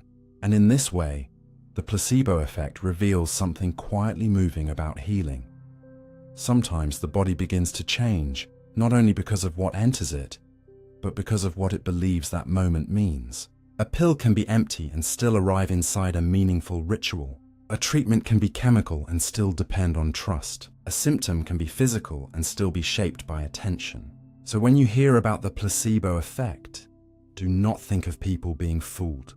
Think of the brain as a conductor, listening for signs that help is near, then asking the body to play a different song. Not a perfect song, not a cure for everything, but sometimes enough of a change to prove that expectation is not just an idea in the mind. It is a signal the body can hear. The nocebo effect makes expectation harmful. A warning can become heavier than the thing it warns you about when the brain begins to treat expectation as evidence of danger. This is the strange and uncomfortable power of the nocebo effect. The darker twin of healing expectation, where the belief that something may harm you can help create real discomfort, real symptoms, or a stronger experience of pain, even when the threat is smaller than the body believes. It is not imagination in the simple sense, and it is not weakness. It is the nervous system preparing for injury, scanning the body more intensely, amplifying ordinary sensations, and sometimes turning fear into biology. Imagine being told that a harmless cream may cause burning and then feeling heat rise on your skin. Imagine reading a long list of possible side effects and suddenly noticing a headache, a tight stomach, a strange dizziness that might have passed quietly if your attention had not been pointed toward it. The body is always producing sensations, small aches, shifts in heartbeat, changes in temperature, tiny muscle tensions, stomach movements, pulses of fatigue. Most of them vanish into the background because the brain decides they are not important. But when expectation says, "Watch out, something may be wrong," those same ordinary signals can become louder. The brain begins to inspect the body like a nervous guard walking through a dark house, hearing danger in every creak. This is one reason the nocebo effect matters so much in medicine. People need honest information about risks, but the way those risks are communicated can shape how the body listens. If a person expects strong nausea, pain, or weakness, the brain may become more sensitive to any sensation that fits the warning. This does not mean the symptom is fake. A nocebo symptom can be genuinely felt. The person is not pretending. The nervous system has shifted into a state where prediction, fear, attention, and body regulation interact. Anxiety can change breathing, muscle tension, digestion, heart rhythm awareness, and pain sensitivity. Stress hormones can make the body feel alert and uncomfortable. Attention can magnify sensations the way a microphone makes a quiet sound fill a room. And once the sensation appears, it may confirm the fear, which increases attention again, which makes the sensation stronger. A loop begins. Expectation creates vigilance. Vigilance detects discomfort. Discomfort feels like proof. Proof deepens expectation. This loop can happen with medication side effects, medical procedures, food fears, environmental worries, or even social situations where someone expects to be judged, rejected, or harmed. The brain is not only predicting the outside world, it is predicting the body from the inside. And when the prediction is threatening, the body may become the stage where that threat is performed. Researchers have seen nocebo responses in clinical trials, where some people taking inactive pills report side effects similar to those associated with the real drug. This is partly because participants are told what might happen, and the mind, trying to be alert, begins matching sensations to possibilities. In some studies of pain, people who are told that a stimulus will hurt more may actually report more pain than when the same stimulus is framed differently. The signal did not necessarily become more dangerous, but the brain's interpretation of the signal changed. Pain is especially sensitive to meaning because pain is not just a measure of tissue damage. It is the brain's protective experience, shaped by context, fear, memory, and perceived threat. If the brain believes something is dangerous, it may turn the pain volume up to protect you. In a dangerous world, this makes sense. Better to overreact once than ignore a real injury. But in modern life, where information can be frightening, repeated, dramatic, and stripped of reassurance, this protective system can become overactive. A headline, a symptom list, a careless comment, or a frightening story from someone else can become a seed planted inside the body's monitoring system. And the more you check, the more you may find. The nocebo effect also shows why language is never neutral around health. Saying, "this will hurt badly," can prepare the body differently than saying, "you may feel pressure and I'll help you through it." Both can be honest, but they create different internal worlds. A doctor who sounds rushed, doubtful, or cold may unintentionally increase fear. A calm explanation can give the same facts while lowering threat. This does not mean people should be kept ignorant. Truth matters, consent matters, but truth can be delivered with care. The nervous system hears tone, timing, and trust as part of the message. It asks not only, "what might happen?" but "am I safe while this happens?" That question can change the body's response. Outside medicine, nocebo-like processes appear in everyday life whenever expectation makes experience worse. If you enter a meeting convinced you will embarrass yourself, your body may tighten, your voice may shake, your mind may go blank, and then the experience seems to prove the fear. If you expect a food to make you feel unwell, your stomach may become tense before digestion has even had time to speak. If you believe a place is unsafe, your senses may become sharpened toward threat until neutral sounds feel alarming. The expectation does not need to invent the entire experience. It only needs to tilt the body toward alarm, and alarm changes what you feel. This is why understanding the nocebo effect should not make you blame yourself for symptoms. It should make you more compassionate toward the body's sensitivity. Your body is not foolish. It is trying to protect you using the information it has been given. The problem is that information is not always balanced, and fear can sound more urgent than reason. So the skill is not to deny risk, but to frame it accurately. To say, this sensation is uncomfortable, but not automatically dangerous. To say, my body may be reacting to fear as well as to the situation. To say, I can notice this without feeding it. Sometimes the most healing move is not forced positivity, but calm precision. You give the brain a better prediction to work with. You remind it that uncertainty is not the same as catastrophe. You allow sensation to be present without turning every flicker into a warning siren, and slowly the loop can soften. The nocebo effect reveals a humbling truth. The body does not live only in the physical world. It lives in the world of meanings you carry about the physical world. A pill, a pain, a diagnosis, a sentence, a memory, a fear, a possibility. All of them can become signals that the nervous system interprets. Some signals soothe, some signals threaten, and once a threat is expected, the body may begin defending itself before anything has truly harmed it. So when you hear that expectation can be harmful, do not think of the mind as weak or gullible. Think of it as powerful, protective, and sometimes too easily frightened by its own predictions. The same system that can help you heal can also make you suffer when fear is given too much authority. And perhaps the quiet lesson is this: be careful what you teach your body to expect, because the body is always listening, and sometimes it answers the warning before the danger ever arrives. False memories can feel completely real. A memory can feel like a witness under oath and still be testifying to something that never happened. That is what makes false memories so unsettling. They do not usually arrive with a label that says invented. They can come with color, emotion, confidence, body feeling, even a clear sense of having been there. You may remember a childhood scene that your family says never occurred, a sentence someone never said, a detail in a photo that was not actually present, or an event that grew inside your mind after years of hearing others describe it.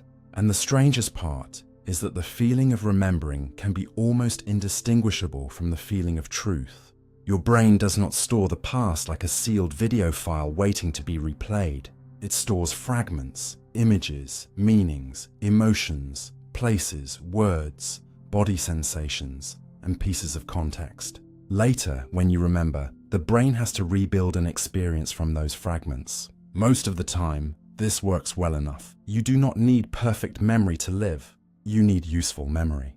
But reconstruction has a weakness. Pieces can be added, moved, borrowed, suggested, imagined, or blended with other experiences. And once they fit smoothly into the rebuilt scene, they may begin to feel as if they were always there.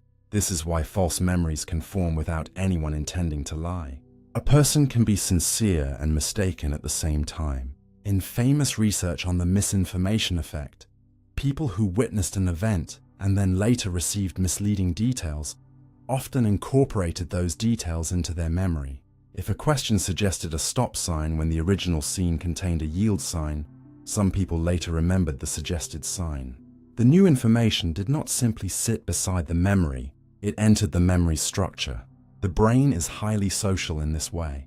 It listens to questions, stories, photographs, family conversations, police interviews, comments, and repeated descriptions, and it may treat some of that later information as if it came from the original experience. This is called a source monitoring error. The brain remembers the content, but confuses where it came from. Did you see it yourself, or did someone tell you? Did it happen, or did you imagine it many times? Did you read it in a message, dream it, assume it, or hear it in a story? Usually your brain tags memories with a sense of origin, but those tags can blur. And when the content feels familiar enough, the mind may stop asking where it came from. Familiarity becomes a kind of counterfeit passport. Another path to false memory is imagination. If you picture an event repeatedly, especially in detail, the imagined scene can become easier for the brain to process, and that ease can later be mistaken for memory. This does not mean imagining something once will automatically create a false past, but vivid, repeated imagination can make an event feel more plausible. especially if it is emotionally meaningful or connected to real places and people. The mind may say, "Why does this feel so clear unless it happened?" But clarity is not proof. Clarity can be created by rehearsal. This is one reason memory is delicate in therapy, interviews, and family storytelling. Careless suggestion can shape what a person later believes they remember. That does not mean all recovered memories are false, and it does not mean painful memories should be dismissed. It means memory must be treated with care, because confidence and accuracy do not always rise together. There are also simple laboratory demonstrations of false remembering. In one classic type of experiment, people hear a list of related words such as bed, rest, awake, tired, dream, and pillow, but the word sleep is never presented. Later, many people confidently remember hearing sleep because the whole list pointed toward that idea. The brain extracts the meaning, the theme, the gist, and then sometimes mistakes the gist for a specific item. In everyday life, this happens constantly. You may remember the meaning of a conversation, but not the exact words. Later, your brain supplies words that match the meaning, and they may feel real. You may remember someone being cold, and later believe they used a harsher phrase than they did. You may remember the conclusion of a moment, and unknowingly rewrite the details so they fit the conclusion. The brain is excellent at storing significance, but significance can distort specifics. Eyewitness memory shows the stakes of this. A confident witness can be deeply persuasive, yet human memory for faces, timing, weapons, stress, and brief events can be fragile. Lighting, fear, cross-racial identification difficulties, leading questions, and time delays can all affect what someone later reports. This has mattered in real legal cases, where mistaken eyewitness testimony has contributed to wrongful convictions. The lesson is not that people cannot be trusted at all. The lesson is that memory is not a pure recording, and confidence should not be treated as a guarantee. The brain is always trying to create a coherent past, because a coherent past helps you know who you are, where you belong, what to avoid, and what to expect. But coherence can be seductive. It can make a false detail feel necessary because it completes the shape of the story. And once a false memory becomes woven into identity, it can be very hard to loosen. Someone may defend it not because they are stubborn, but because losing it feels like losing a piece of themselves. This is where false memory becomes more than a scientific curiosity. It asks you to become humble about your own inner evidence. The past you carry is real in its emotional influence, but not every detail inside it is guaranteed to be factual. Some memories are sturdy, some are softened by time. Some are partly borrowed, some are built around a truth but decorated with errors. Some are not lies, but honest constructions. And perhaps the wisest response is not to distrust your mind completely, but to respect how creative it is. When a memory matters, look for anchors, records, dates, messages, other perspectives, stable details from before the story was repeated too many times. Be careful with leading questions, especially when speaking to children or vulnerable people. Be cautious when a memory becomes sharper only after suggestion. And be compassionate when someone remembers differently from you, because they may not be attacking reality. They may be living inside a reconstruction that feels as real to them as yours feels to you. False memories remind us that the mind is not only a keeper of the past. It is a builder of personal history, always trying to make yesterday usable for today. Sometimes it preserves, sometimes it repairs, sometimes it fills empty spaces with pieces that fit too well. So when a memory rises with perfect certainty, hold it gently. Ask what supports it. Ask where it came from. Ask whether it has changed over time. Not to destroy your past, but to meet it more honestly. Because the human mind can create a memory so convincing that even the person who carries it becomes its first believer. And understanding that does not make memory meaningless. It makes memory human, powerful, vulnerable, imaginative, and always asking to be handled with care. The brain compresses reality into useful shortcuts. Your brain does not show you reality in full resolution. It gives you a smaller, faster version that is useful enough to survive. Every second, the world pours toward you with impossible richness, shifting light, Tiny sounds, body sensations, social cues, memories, smells, textures, distances, movements, meanings, and possibilities. If your mind tried to process all of it equally, you would not become wiser. You would become frozen. You would stand in a doorway, unable to choose where to look, unable to decide whether the shadow on the wall matters, unable to cross a street because every reflection, face, engine sound, and passing color demanded the same level of attention. So the brain does something both brilliant and dangerous. It compresses reality.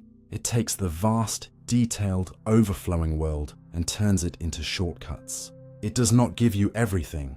It gives you what it thinks you need next. A chair becomes not wood, fabric, pressure, history, molecules, design, and shadow, but simply something to sit on. A face becomes friend, stranger, angry, safe, familiar. A road becomes cross now, or wait. This compression is not laziness. It is intelligence under pressure. Your brain is working with limited time, limited energy, and a body that must keep moving. In psychology, these mental shortcuts are often called heuristics, quick rules of thumb that help you make judgments without calculating every detail from the beginning. They are why you can walk into a kitchen and instantly know how to use a cup, why you can recognize a door from many angles, why you can finish a familiar route without carefully analyzing every street, why you can read messy handwriting, understand a half-finished sentence, or sense the mood of a room before anyone explains it. Your brain is not merely seeing objects, it is compressing them into meaning. It is saying, I have seen something like this before, I know what to do. And most of the time, this works so beautifully that you never notice it happening. The world feels simple because the brain has already done the simplifying for you. But every shortcut has a cost. When the brain compresses reality, it must leave things out. It must smooth over detail, ignore exceptions, and rely on what usually happens instead of what is fully happening now. This is why shortcuts can become mistakes. A person who looks confident may be judged as competent before they prove it. A familiar brand may feel trustworthy even when the product is not better. A story that is easy to understand may seem more believable than a complicated truth. A single bad experience can become a broad expectation. A first impression can quietly shape everything that follows. The shortcut saves time, but it may also trap you inside the first meaning your brain created. Think of how quickly you categorize people. Without wanting to, without deciding to, the mind notices clothing, voice, posture, age, expression, accent, and context, then produces a first sketch. Not a full portrait, just a sketch. This sketch helps you respond quickly, but it is not the whole person. It is compressed social information. And if you never slow down, the sketch may become the person in your mind. The same happens with choices. When you are tired, hungry, stressed, or overwhelmed, the brain relies even more on shortcuts because careful thinking requires energy. You may choose the familiar option, the easiest option, the one that avoids discomfort, the one that feels safest, not because it is truly best, but because your brain is trying to reduce the load. This is why decision-making can change when you are rested, calm, and fed. The world has not changed.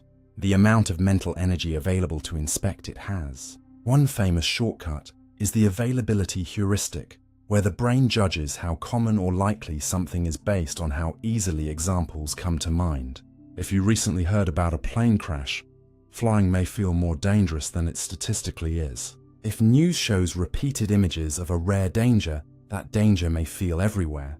The brain mistakes ease of recall for frequency. Another shortcut is anchoring, where the first number, first idea, or first impression you encounter can pull later judgments toward it. A price seems cheap or expensive depending on what number appeared before it. An estimate can be shaped by a suggestion you barely noticed. Again, the brain is not being foolish. It is trying to save effort by using the first available reference point. But useful does not always mean accurate. This compression also shapes how you experience your own life. The mind turns days into summaries. It turns complex relationships into labels. It turns years of change into a few remembered chapters. It turns your personality into a handful of repeated phrases. I'm bad at this. I'm the responsible one. I always overthink. People like me don't do that. These summaries help you navigate, but they can also become cages. A shortcut that once helped you understand yourself can later prevent you from seeing who you are becoming. The brain loves efficiency so much that it may keep using an old map long after the landscape has changed. And this is where the topic becomes quietly profound. You do not live inside raw reality. You live inside a compressed version built for action. Your brain hides the complexity so you can move. It reduces the infinite into the practical. It trades perfect truth for usable guidance. In a way, consciousness is like the simplified dashboard of a much deeper system. When you drive a car, you do not see every combustion event, every wire, every sensor, every tiny mechanical adjustment. You see speed, fuel, warning lights, direction. That is enough to drive. Your mind gives you a similar dashboard for reality: danger, safety, desire, memory, meaning, self, other, now, next. It is not false, but it is not complete. It is a user-friendly surface laid over a world too deep to hold directly. The danger begins when you forget it is a surface, when you assume your first impression is the whole truth, when you mistake a label for a living person, when you believe the easiest explanation must be the best one, when you let an old shortcut decide a new moment. But there is also freedom in knowing this. If your brain compresses reality, then you can learn to decompress it sometimes. You can slow down before judging. You can ask what detail was left out. You can look again at someone you already categorized. You can question the quick answer that arrived too smoothly. You can notice when stress is pushing you toward the easiest interpretation. You can make space for complexity without drowning in it. You do not need to live with every detail exposed. That would be impossible. But you can choose moments when reality deserves a closer look. A conversation, a decision, a fear, a person, a belief, a version of yourself you have been treating as final. The brain's shortcuts are not enemies, they are tools. They let you move through the world without being crushed by its size. But a tool becomes dangerous when it is mistaken for reality itself. So as you listen, consider the quiet compression happening right now. These words are entering your mind, becoming meaning, connecting to things you know, being simplified, stored, accepted, questioned, or forgotten. Even this moment is being edited into something usable. And perhaps wisdom is not seeing everything. Perhaps no human brain can do that. Wisdom is remembering that what you see is a shortened version, a practical version, a version shaped for survival. And every now and then, when something truly matters, you can pause, breathe, and let the world become larger than the shortcut your mind first offered. You can be blind to your own blind spots. The most invisible mistake is the one your mind quietly protects you from seeing. You may notice when someone else is being defensive, when they twist a story to protect their pride, when they ignore uncomfortable feedback, when they repeat the same pattern while insisting they are completely aware of it. From the outside, their blind spot can look obvious, almost painfully clear. But from the inside, your own blind spots do not feel like missing information. They feel like normal vision. They feel like this is just how things are. That is what makes them so powerful. A blind spot is not only something you do not know, it is something you do not know you do not know. It hides behind the feeling of being reasonable, behind your private explanations, behind the smooth story your mind gives you about your motives. In the eye, there is a literal blind spot where the optic nerve leaves the retina, and you do not normally see a hole in the world because the brain fills it in with surrounding detail. In the mind, something similar happens in a deeper way.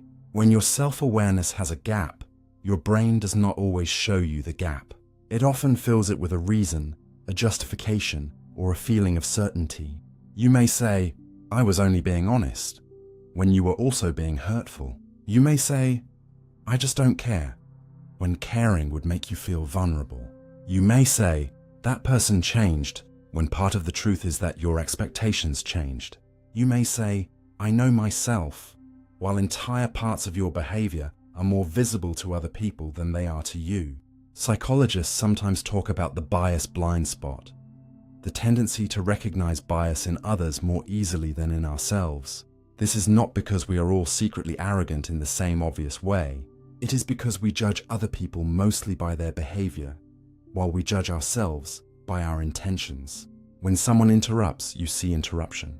When you interrupt, you feel urgency, excitement, fear, or the belief that you are helping. When someone avoids a difficult conversation, you may call it cowardice. When you avoid one, you may call it timing, exhaustion, or protecting peace. The behavior may look similar, but the inner explanation changes the moral color. Your mind has access to your reasons, or at least to the reasons it can explain, and that access can make you feel more innocent than you appear. This is why self-knowledge is harder than it sounds. Looking inward does not automatically reveal the full truth. Introspection gives you thoughts, feelings, images, and explanations, but many mental processes happen before language can describe them. You may not fully know why you dislike someone immediately, why a comment stung so deeply, why praise from one person matters more than praise from another, why you keep choosing the familiar problem over the unfamiliar solution. The mind often discovers its own motives, the way an archaeologist discovers a buried city, slowly, imperfectly, by clues. But because uncertainty about the self is uncomfortable, the brain tends to create clean explanations quickly. It prefers "I did this because I'm right" over "I might be protecting myself from shame." It prefers "they are the problem" over "this pattern might involve me too." It prefers a finished self-image over an unfinished investigation. And this is where blind spots become dangerous. They can keep a person trapped in the same loop for years while believing the loop is caused only by the world outside. Someone who sees themselves as always helpful may not notice when their help is controlling. Someone who sees themselves as independent may not notice how much fear of needing others shapes their choices. Someone who sees themselves as calm may not notice that their silence punishes people. Someone who sees themselves as unlucky may not notice how often they walk away before things can improve. These patterns are not always dramatic. Often they are quiet, ordinary, and protected by identity. The mind says, "This is who I am," and stops examining whether it is also a habit, a defense, or an old adaptation that has outlived its purpose. Blind spots can also survive because other people learn to walk around them. Friends may stop telling you the truth because you react badly. Family may avoid certain topics because the conversation always becomes tense. Partners may soften their words so much that the real message never reaches you. Over time, the absence of feedback begins to feel like proof that nothing is wrong. But silence is not always agreement. Sometimes it is fatigue. Sometimes it is caution. Sometimes it is love trying not to start another fire. This is why honest feedback, when given with care, is one of the rarest mirrors a person can receive. It can show you the back of your own mind, the part you cannot turn around and see directly. But receiving that mirror is difficult because the first reaction to a blind spot is often protection. The body tightens, the mind prepares a defense. You want to explain before you understand. You want to prove the person wrong before asking whether they are partly right. That moment is important. It is the doorway. If you rush through it with pride, the blind spot stays hidden. If you pause, even briefly, something new can enter. You do not have to accept every criticism. Not every outside view is fair, and not every accusation is accurate.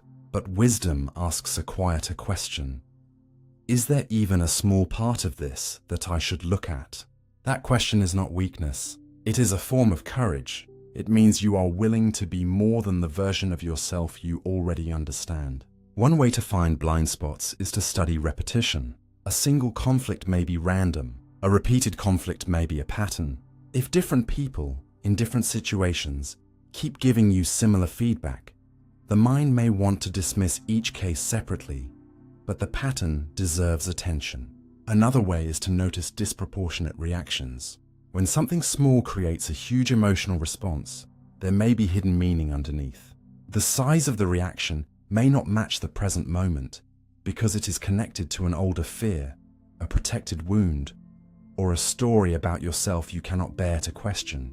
You can also look at what you consistently avoid, the conversation you postpone, the evidence you do not open, the apology you keep preparing but never send, the dream you mock because trying would expose you. Avoidance often points toward the edge of awareness. Not always, but often. And perhaps the deepest practice is learning to become curious exactly when you feel most offensive. Curiosity creates space where ego wants a wall.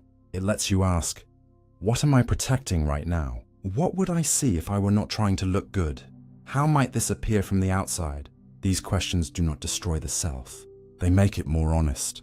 They help you discover that being wrong about yourself in one area does not mean you are worthless. It means you are human. Everyone has blind spots because everyone sees from a position. No one has a complete view from inside their own life. We need mirrors, consequences, reflection, time, and sometimes pain to reveal what ordinary self-awareness cannot. The goal is not to become perfectly transparent to yourself. That may be impossible. The goal is to stay humble enough that your hidden places can slowly become visible, because a blind spot loses power the moment it is seen. What once controlled you from the dark becomes something you can work with, soften, repair, or outgrow. So the next time someone's words make you want to defend yourself instantly, listen for the small tremor beneath the defense. The part of you that feels threatened may also be standing near a doorway, and behind that doorway may be a truth that does not come to shame you, but to return a missing piece of yourself to the light. Social rejection activates pain-related systems. A cold silence from another person can hurt in a way that feels almost physical because, to the brain, being pushed away is not just an emotional inconvenience. It can register as a threat to survival. You may know the feeling, the message left unanswered, the group conversation that continues without you, the invitation you did not receive, the sudden change in someone's tone, the moment you realize you are no longer included in a space where you thought you belonged. Nothing has cut your skin, no bone has broken, no visible injury appears, and yet something inside tightens, drops, burns, or aches. Your chest may feel heavy, your stomach may turn, your face may heat, your thoughts may loop around the same painful question: why didn't they want me? This is not melodrama. Human beings evolved as social animals, and for most of our history, rejection was not a small personal disappointment. To be excluded from the group could mean losing protection, food, cooperation, mating opportunities, shared knowledge, and safety. A lone human in an ancient environment was far more vulnerable than a connected one. So the brain learned to treat social disconnection as important, urgent, and sometimes dangerous. Modern neuroscience suggests that social pain and physical pain are not completely separate worlds inside the brain. They do not become identical in every detail, but they overlap in meaningful ways. Studies using brain imaging have found that experiences of social exclusion can activate regions involved in the distressing, unpleasant part of pain, including areas such as the dorsal anterior cingulate cortex and the anterior insula. These regions are not simply pain buttons, and the brain is more complex than one area doing one job. But the pattern tells us something powerful. The sting of rejection is processed partly through systems that help the body notice and respond to harm. This is why language across cultures often uses physical words for social wounds. We say heartbreak, hurt feelings, a crushing rejection, a wounded pride. These phrases are not just poetry. They point toward a real connection between belonging and bodily alarm. When someone rejects you, the brain may not only interpret it as, that person made a choice. It may interpret it as, my place in the social world is less secure. And once that alarm sounds, the body can respond as if something meaningful has been damaged. Stress chemistry can rise. Attention can narrow toward the rejecting person or group. The mind may replay the event, searching for what went wrong, because replaying pain is one way the brain tries to prevent it from happening again. In this sense, the ache of rejection is not useless. It is information, though often very painful information. It tells you that connection matters, that your social bonds have value, that your nervous system is built not only for breathing and moving, but for belonging. Even a simple laboratory game can show this. In a well-known social exclusion experiment called Cyberball, participants believe they are playing a ball-tossing game with other people. At first they are included, then the other players stop throwing the ball to them. The exclusion is minimal, artificial, and brief, yet many people still report distress. The mind reacts because the structure is ancient. I was included, now I am not. The details may be small, but the pattern is recognized. And in real life, rejection can be much deeper than a game. Being ignored by friends, excluded at school, abandoned by a partner, dismissed by a community, mocked online, or treated as invisible at work can leave marks that shape how a person sees themselves. Social pain can teach the brain to become cautious. After enough rejection, a person may begin scanning faces for signs of disapproval, reading delay as dislike, silence as judgment, distance as proof of worthlessness. The nervous system tries to protect itself by predicting the next wound, but prediction can become a prison. You may withdraw before anyone can leave you. You may become overly pleasing, trying to buy safety through agreement. You may act cold so no one sees how much you care. You may tell yourself you do not need anyone, not because connection stopped mattering, but because needing it began to feel dangerous. This is the hidden cost of social pain. It can change behavior long after the original rejection has passed. And yet, the brain's sensitivity to rejection is not a design flaw. It is part of the same system that makes love, friendship, cooperation, and empathy possible. The reason exclusion hurts is that inclusion matters. The reason a cold room can wound you is that warmth has real value. Belonging is not a luxury added on top of human life.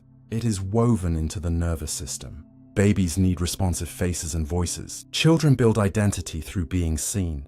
Adults regulate stress through trusted relationships. Even the body can calm in the presence of someone safe. Social connection can influence heart rate, stress response, sleep, immune function, and emotional resilience. So when rejection hurts, it is not proof that you are too sensitive.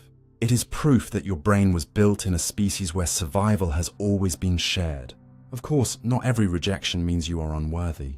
This is where the mind can make pain more dangerous than the event itself. One person's distance can come from their own fear, distraction, immaturity, stress, or limitation. A group's exclusion can reflect its culture, not your value. A failed relationship can reveal mismatch, timing, or unmet needs, not a final verdict on who you are. But the brain often wants a simple explanation for social pain, and the simplest one is usually personal. It happened because of me. That thought can feel like control, because if the problem is you, maybe you can fix it. But it can also become a heavy lie. Rejection is information about a relationship, a context, a moment, a fit, a boundary, or another person's capacity. It is not always information about your worth. Learning this does not erase the pain, but it can stop the pain from becoming identity. The healing of social rejection often begins when the nervous system receives new evidence of safety. One honest conversation, one patient friend, one place where you are not performing for acceptance, one moment where someone stays. The brain can learn exclusion, but it can also learn belonging. It can update. It can discover that one closed door is not the whole world. It can slowly separate I was rejected from I am rejectable. And that difference matters, because the first is an event, the second is a wound trying to become a name. So when social rejection hurts, do not shame yourself for feeling it. Let the pain tell you that connection is real, but do not let it become the only narrator of your value. Sit with the ache as a signal from an ancient system that once kept humans close enough to survive. Then ask what the signal needs now: comfort, clarity, distance, repair, or simply time. You are not weak because exclusion touches something deep.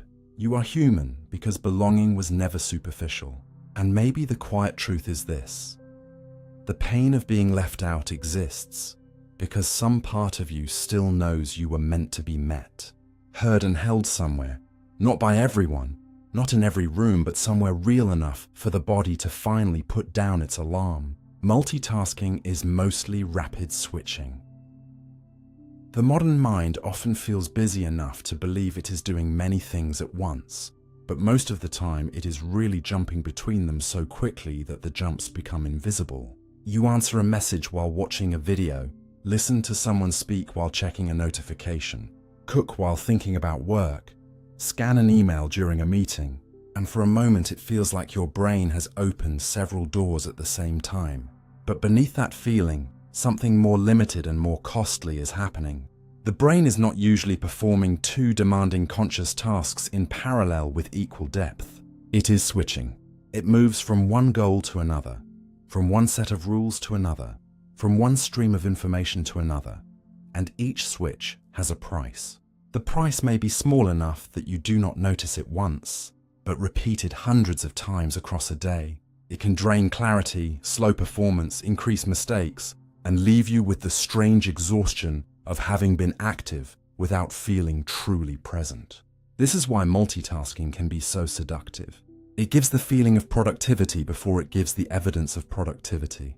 The hands are moving, the tabs are open, the phone is lighting up, the mind is touching many surfaces, and activity can be mistaken for progress. But the brain has to reorient each time. It has to remember what you were doing, suppress the old task, activate the new one, reload the relevant information, and then rebuild momentum. Cognitive scientists often call part of this the switch cost. Even when the switch happens quickly, accuracy and speed can suffer, especially when the tasks require attention. Decision-making, language, or working memory. Working memory is the mental workspace where you hold a few pieces of information while using them, like keeping the beginning of a sentence in mind while understanding the end, or remembering what step comes next while solving a problem. That workspace is limited. When you keep moving between tasks, the contents of that workspace are repeatedly disturbed. You may return to the first task and feel a tiny mental gap. Where was I? Sometimes you recover quickly, sometimes you lose the thread completely. This is not because you are lazy, it is because attention has architecture, and that architecture was not built for endless interruption. There are exceptions, of course. Some tasks can be combined when one of them is highly automatic. You can walk and talk because walking is largely handled by practiced motor systems. You can fold laundry while listening to a simple podcast. You can stir soup while having a light conversation. But when two tasks compete for the same kind of mental resource, the illusion breaks. Reading a complex article while listening carefully to someone speak is difficult because both demand language processing. Writing a thoughtful message while driving is dangerous because both require attention, prediction, and response. Even hands-free phone conversations can affect driving because the problem is not only where your hands are, it is where your mind is. When the mind is inside a conversation, part of the road becomes less deeply processed. You may still see, but seeing is not the same as monitoring with full readiness. This is where multitasking becomes more than an efficiency issue. It becomes a question of how much of yourself is actually available to the moment you are in. A distracted conversation can sound like listening, but the other person may feel the missing depth. A half-read book can become pages passed without meaning. A work session broken by constant checking can stretch longer than focused work would have taken. The brain may complete the day, but it may not absorb the day. And because switching creates the feeling of novelty, it can become addictive in a soft, ordinary way. A difficult task produces friction, and the phone offers immediate relief. A hard paragraph asks for patience, and a notification offers a small reward. A quiet moment asks you to stay with yourself, and a feed offers endless little doors out of discomfort. Each switch feels harmless, but over time, the mind may become trained to escape the first sign of effort. Deep focus starts to feel unnatural, not because you lost the ability forever, but because you practiced leaving. This matters because some kinds of thinking only appear after the first layer of impatience has passed. Creative ideas, careful understanding, emotional honesty, and real learning often need uninterrupted time. They are like shy animals. They do not come close when the room keeps shaking. If you keep switching away, you may live mostly on the surface of your own intelligence. You may know many fragments and feel informed, yet rarely stay long enough with one thing for it to become knowledge. The brain can handle a busy world, but it still needs continuity to build depth. This is why single tasking can feel strangely calming once you return to it. At first, it may feel slow, almost uncomfortable, because the mind expects another door to open. Then, after a while, the nervous system begins to settle. The task becomes clearer. The body stops preparing for the next interruption. The mind stops scattering itself into pieces, and something simple but powerful happens. You begin to feel the weight of one moment again. This does not mean you must live without technology or never juggle responsibilities. Life often requires switching. Parents, workers, students, creators, and caregivers all know that the day rarely arrives as a clean line. But you can become more honest about the cost.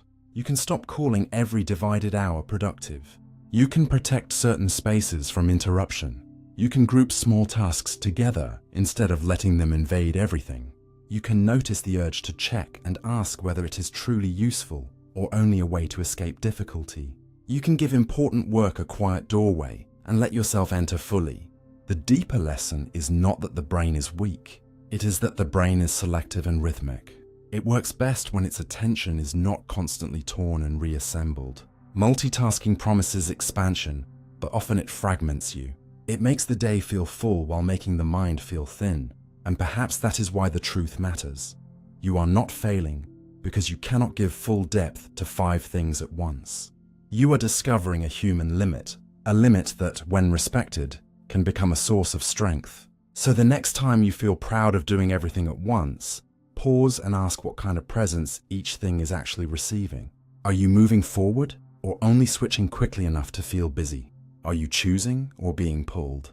Are you living in the center of your attention or scattering pieces of yourself across every glowing demand?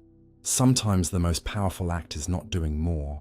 It is returning to one thing, staying there long enough for the mind to deepen, and remembering that a life touched lightly in many places is not the same as a life truly entered.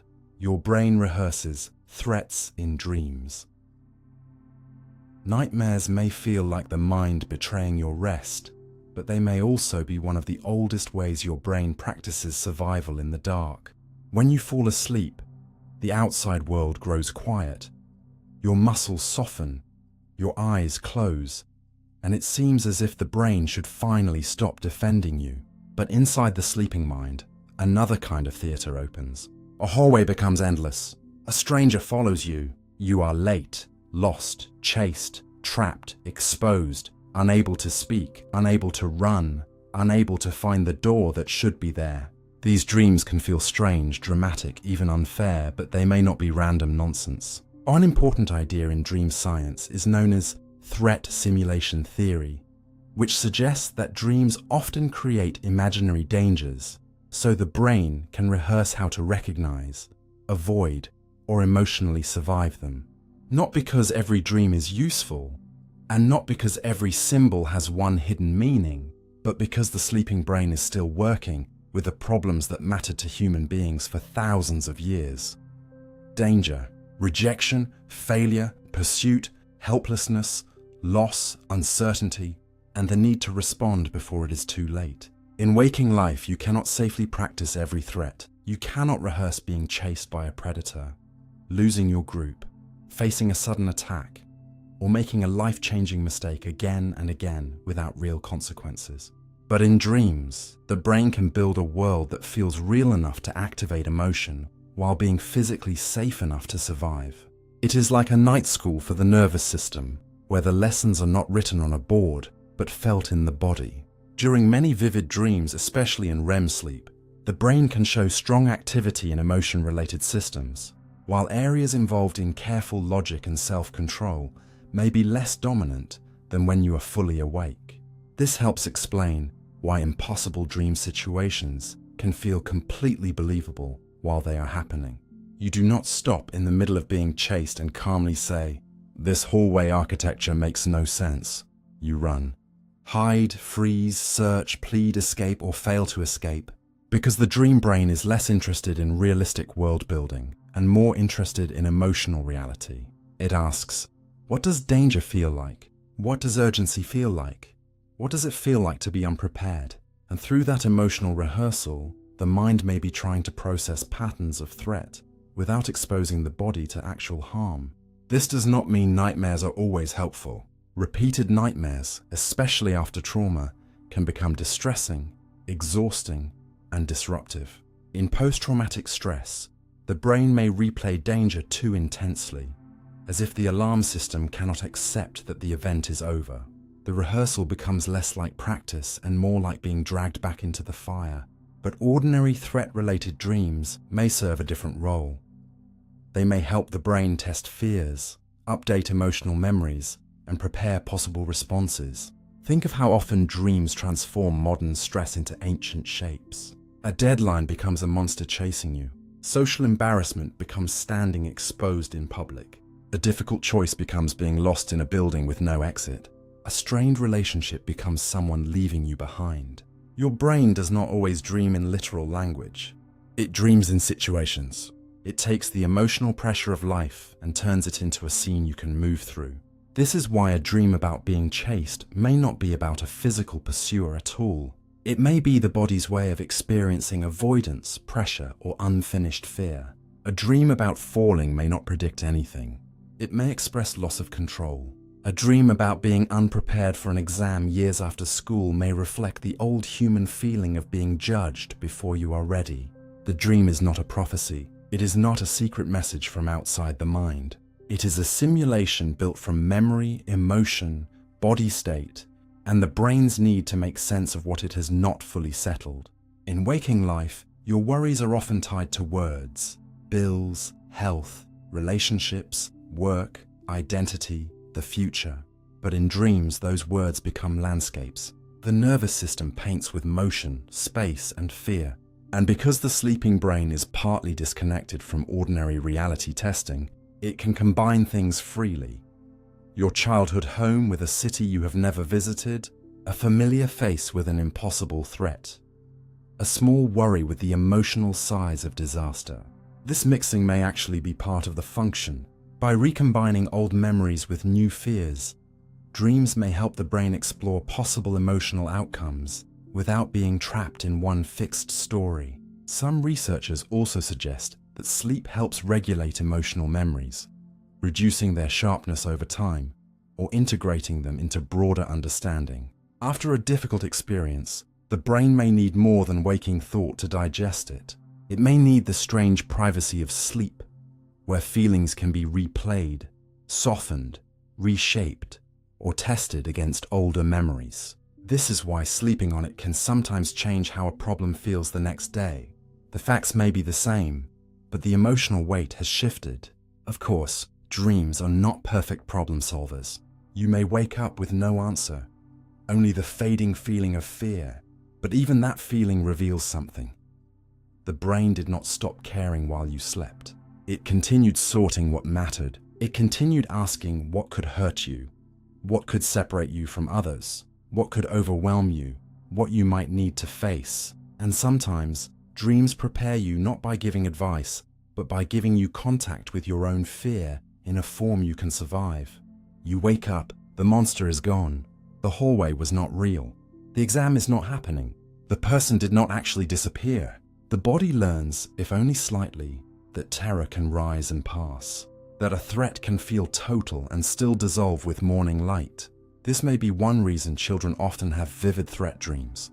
The developing brain is learning the emotional map of danger, separation, fear, and control. But adults continue dreaming threats too, because adult life does not remove danger. It disguises it. The predator becomes uncertainty. The cliff becomes failure. The dark forest becomes the future. The locked door becomes the conversation you keep avoiding.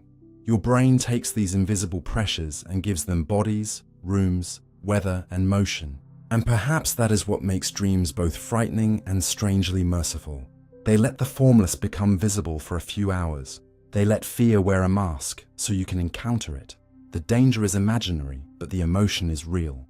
And the emotional practice may matter. Still, it is important not to romanticize suffering. If nightmares are frequent, intense, or connected to trauma, they are not something to simply endure as meaningful. They can be treated.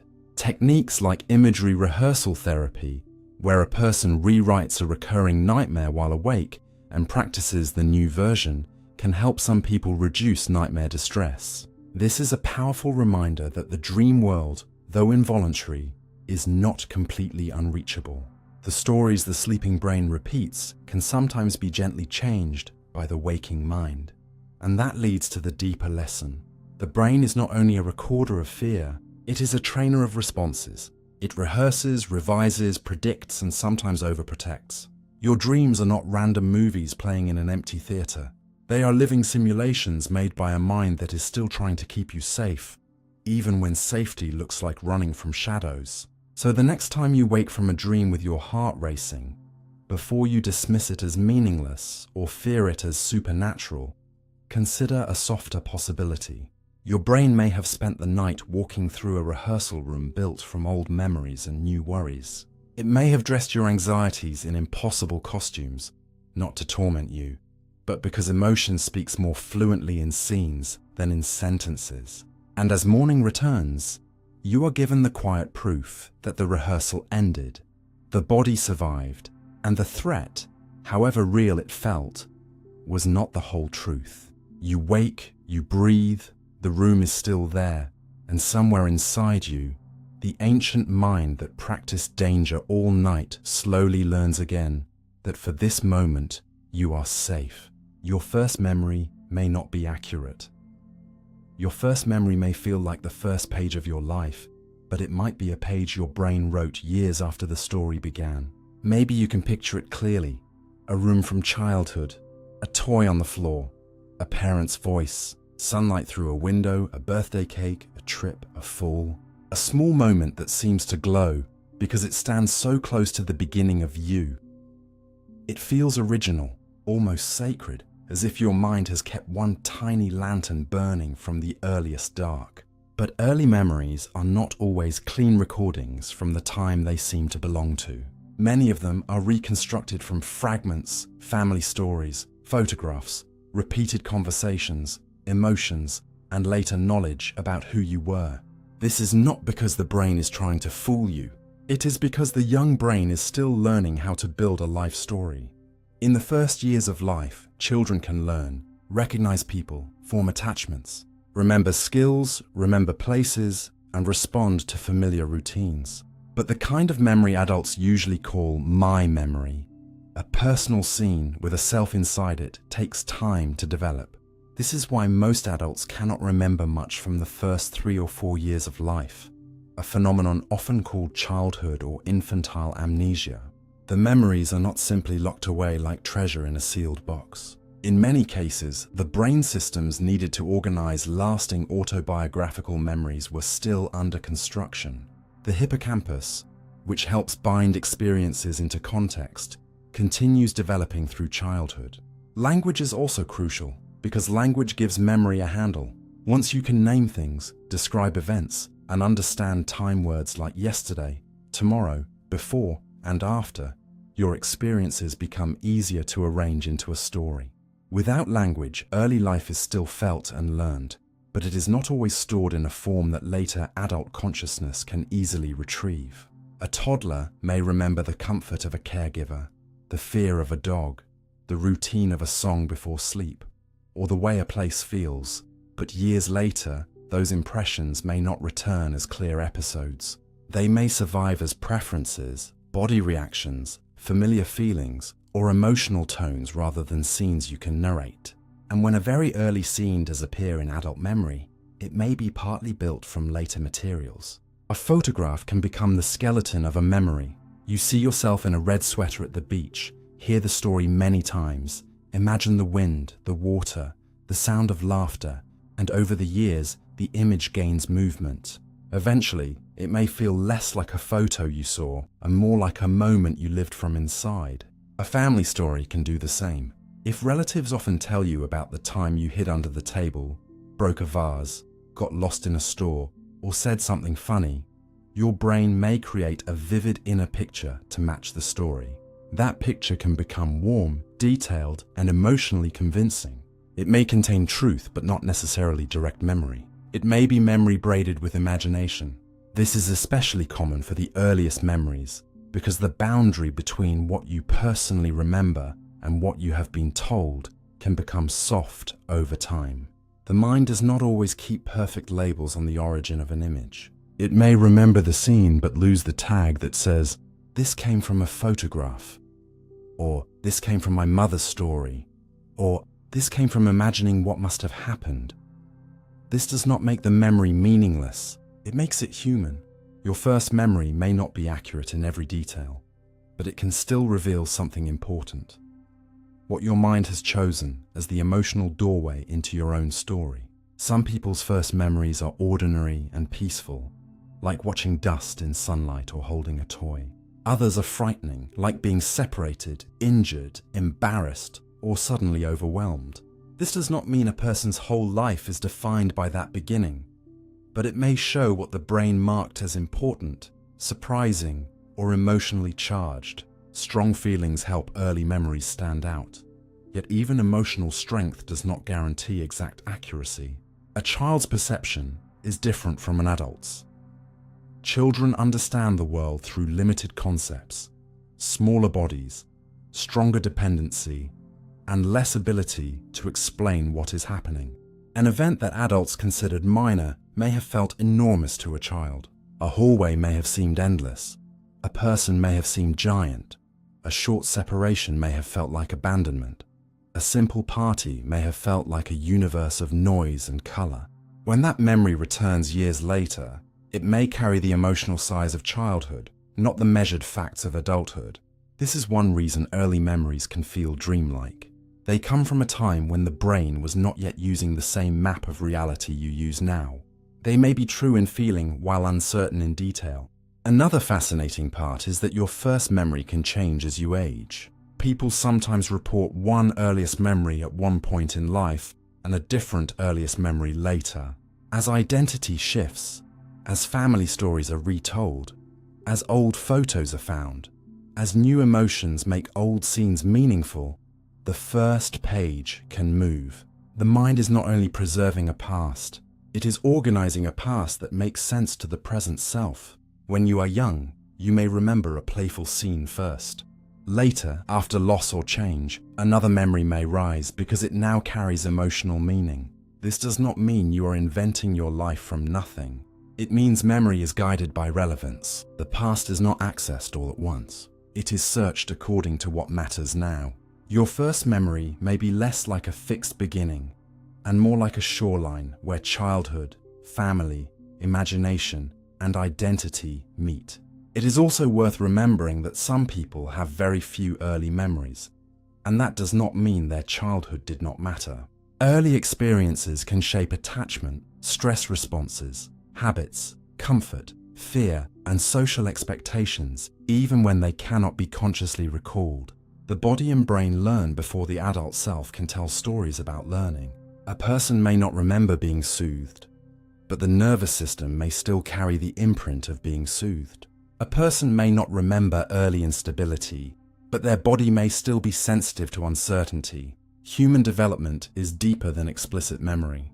You began becoming yourself before you could narrate yourself, and maybe that is the quiet mystery hidden inside the first memory.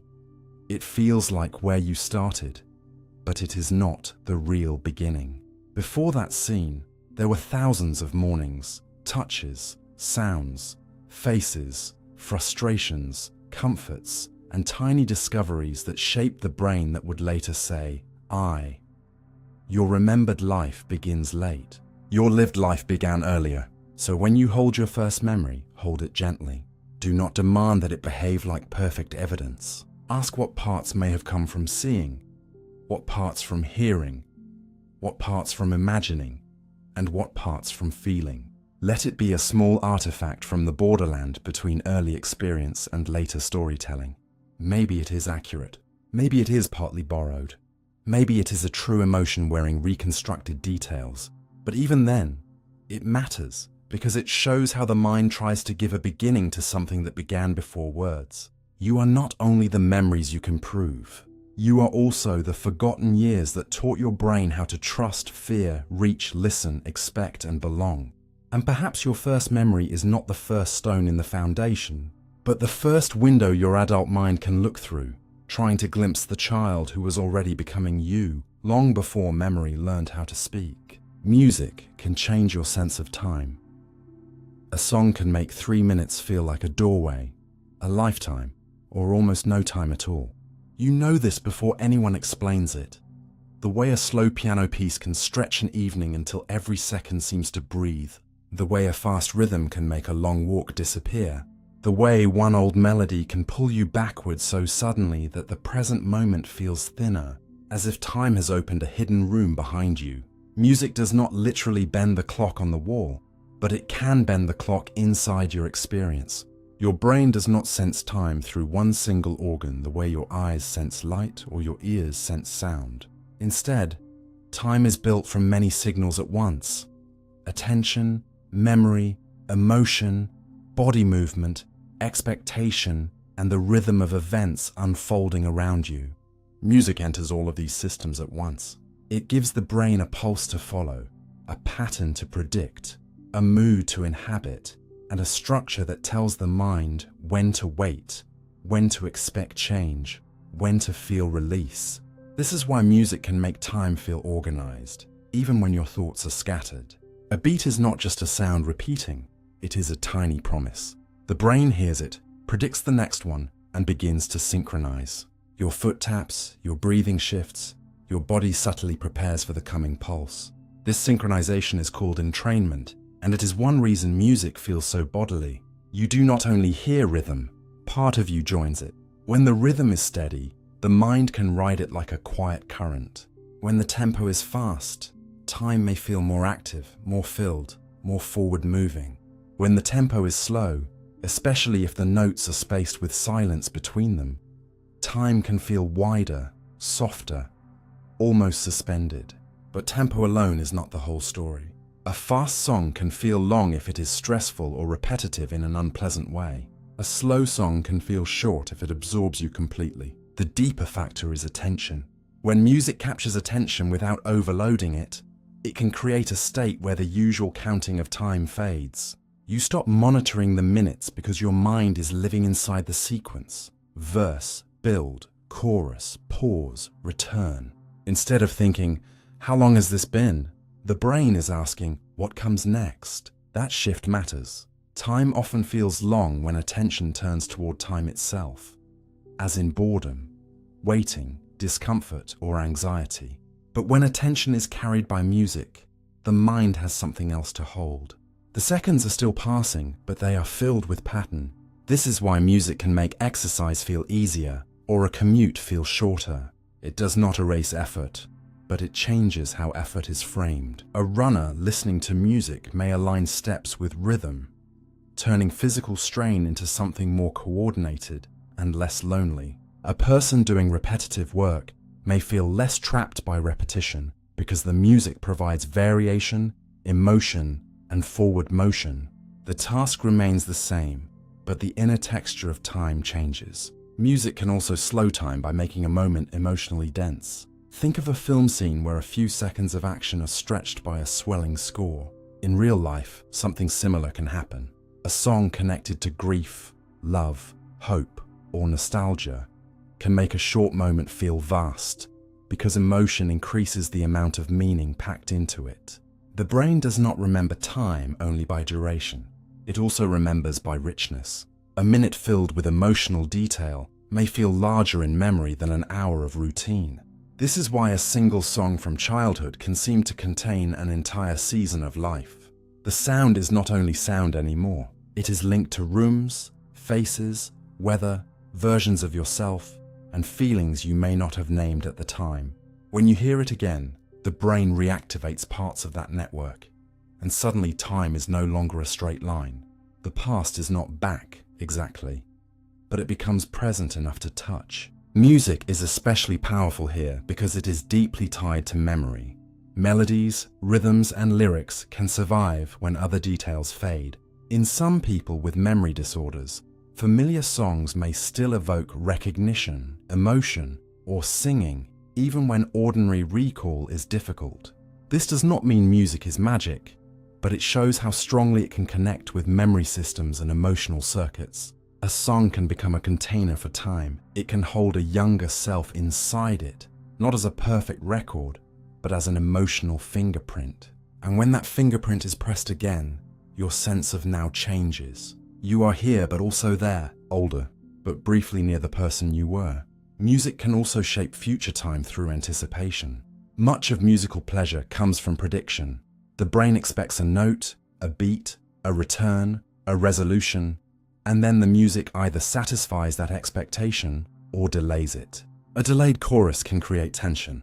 A sudden silence can make the next sound feel more powerful. A melody that almost resolves but not quite can keep the mind leaning forward. This leaning is time perception in motion. The brain is not just hearing the present note, it is reaching toward the next one. That reaching can make time feel alive. In ordinary silence, a second may feel empty.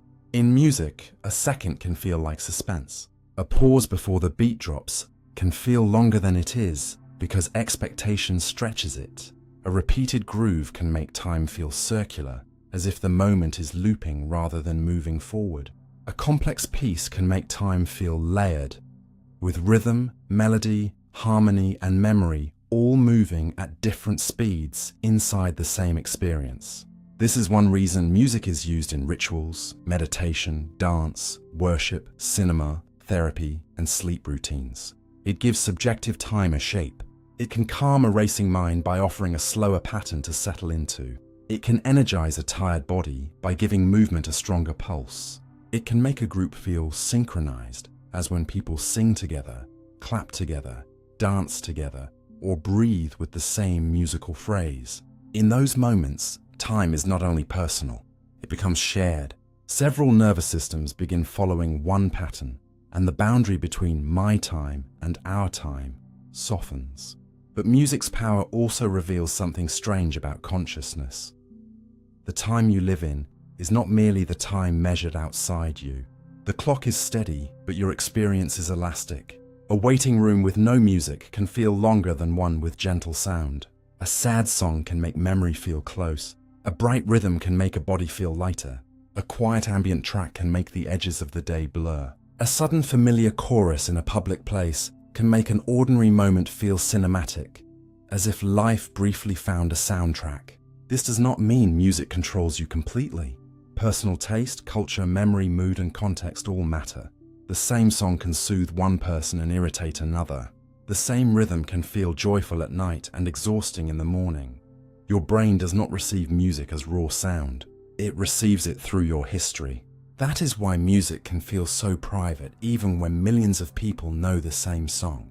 The sound is shared, but the time it opens inside you is yours. And perhaps that is the most beautiful part.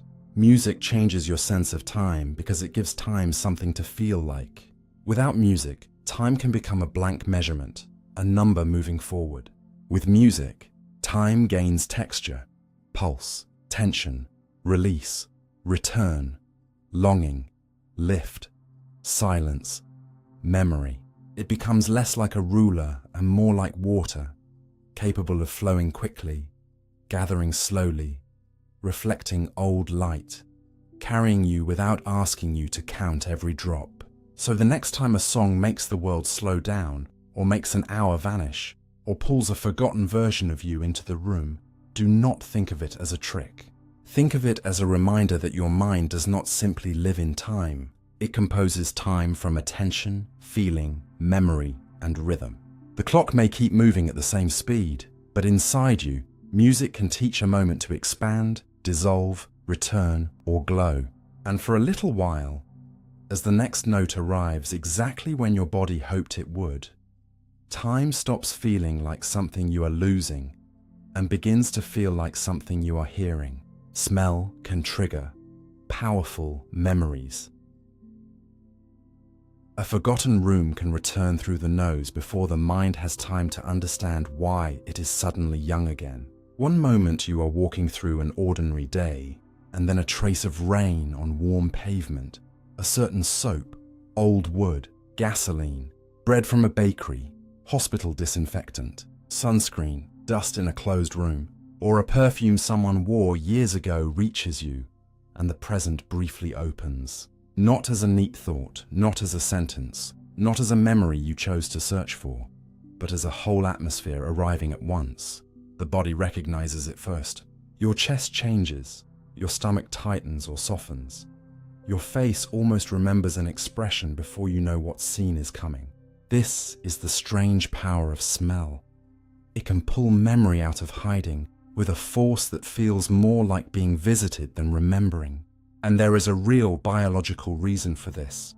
Smell begins when tiny airborne molecules enter the nose and bind to receptors in the olfactory epithelium, creating patterns of activity that travel to the olfactory bulb. From there, smell has unusually direct connections to brain areas involved in emotion and memory, including the amygdala and hippocampal regions, as well as areas that help identify and evaluate odors. Unlike many other senses, smell does not first pass through the same kind of thalamic relay before reaching primary olfactory areas, which may be one reason odors can feel so immediate, ancient, and emotionally raw. A sound may remind you of a place. A photograph may show you what was there. But a smell can seem to restore the air of the moment itself. This is sometimes called the Proust phenomenon, named after the famous literary scene where the taste and smell of a madeleine dipped in tea releases a flood of childhood memory. The science behind it is not that smell is magical, but that odor, emotion, and autobiographical memory are tightly braided. A smell is often learned inside a context: your grandmother's kitchen, your first school hallway, a summer vacation, a person's jacket, a city street after rain, the bedroom where you once felt safe, the clinic where you once felt afraid. Later, when that odor returns, it may reactivate not only the identity of the smell, but the emotional climate around it. You do not merely think, "That is lavender." You may feel calm, or lonely, or protected, or suddenly sad without knowing why. The odor acts like a key, but it does not open a file cabinet. It opens a living network: place, body state, mood, relationship, temperature, light, age, and the person you were when the smell first mattered. This is why odor-triggered memories can feel unusually vivid and emotionally rich, even when they are not always detailed in a factual way. A smell may bring back the feeling of a house without restoring the exact layout, the warmth of a person without every word they said, the heaviness of a season without a perfect timeline. It gives you the emotional color before it gives you the photograph. And this can be beautiful, but also startling. A pleasant smell can return someone to safety so quickly that the body relaxes before the mind catches up. The scent of clean laundry might carry the quiet order of childhood. The smell of pencil shavings might return a classroom, a desk, a nervous little hand, the feeling of waiting to be called on.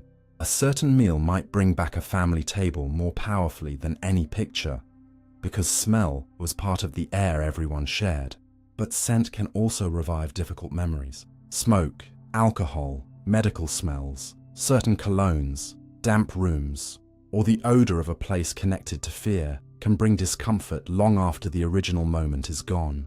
This is why smell can be important in trauma and grief. It does not ask permission in the way deliberate remembering does. It arrives through the body's older pathways, sometimes before language can soften it. A person may not consciously think about a loss all day, then pass someone wearing the same perfume and feel the absence return with almost physical force. The smell is not the person, but it carries the person's outline. It proves how deeply the brain records the sensory world around love and pain. There is also a quieter lesson in how quickly smell fades when it stays constant. Walk into a room with a strong odor, and at first it may dominate everything. After a while, the smell weakens in awareness. This is olfactory adaptation. The brain reduces attention to a constant scent so it can detect new changes. It is useful because a stable smell matters less than a new one that might signal food, fire, decay, danger, or another living being nearby. But it also means smell is tied to change, arrival, return. The scent of home may be strongest when you come back after being away. The smell of someone you love may be most noticeable on a sweater after they have left. The nose is a doorway that often opens when something shifts. And because smell is so hard to describe, it remains one of the most private senses. We can name colors more easily than odors. We often say something smells like another thing, like rain, like metal, like childhood, like a hospital, like someone's house. Smell slips away from language. and maybe that is part of its power. It reaches places words cannot fully organize. It reminds you that your life has been stored not only as stories but as atmospheres. You have been shaped by invisible traces in the air. Kitchens, streets, seasons, bodies, storms, flowers, old books, new clothes, warm skin, cold mornings. The world entered you through breath, and some of it stayed. So the next time a smell suddenly takes you somewhere, do not treat it as a small accident. Pause inside it. Notice how the body knew before the mind explained. Notice how the past did not return as a perfect record, but as a weather system moving through you. Smell teaches that memory is not only something you look back at, sometimes it is something you inhale. It arrives without footsteps, carrying a room, a person, a season, a version of yourself you thought had disappeared. And for a brief moment, the air around you becomes a bridge between now and then, reminding you that the past is not always behind you. Sometimes it is waiting in a single breath. Stress changes how memory is stored. Stress does not simply make a memory stronger or weaker. It changes the way the brain decides what the memory is for. In a calm moment, your mind can afford to record the world with more balance. The place, the sequence, the background, the small details, the broader meaning. But when stress rises, the brain changes its priorities. It stops treating experience like a story to be understood and starts treating it like a situation to survive. Your body releases stress chemicals such as adrenaline and cortisol. Your heart may beat faster, your senses may sharpen toward what seems urgent, and your attention begins to gather around the thing that matters most for immediate protection. This is why a stressful event can leave one detail burned brightly into memory, while everything around it becomes strangely foggy. You may remember the look in someone's eyes, the sound of a sudden crash, the exact sentence that hurt you, the smell of a room, the feeling in your chest, but not the order of what happened before and after.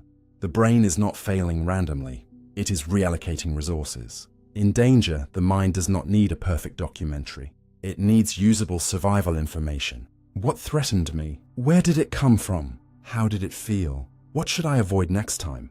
This is one reason stress can make emotional or central details more memorable, while weakening memory for surrounding context.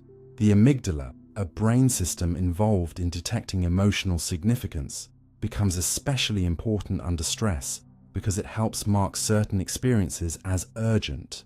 The hippocampus, which helps organize memories into time and place, also plays a key role.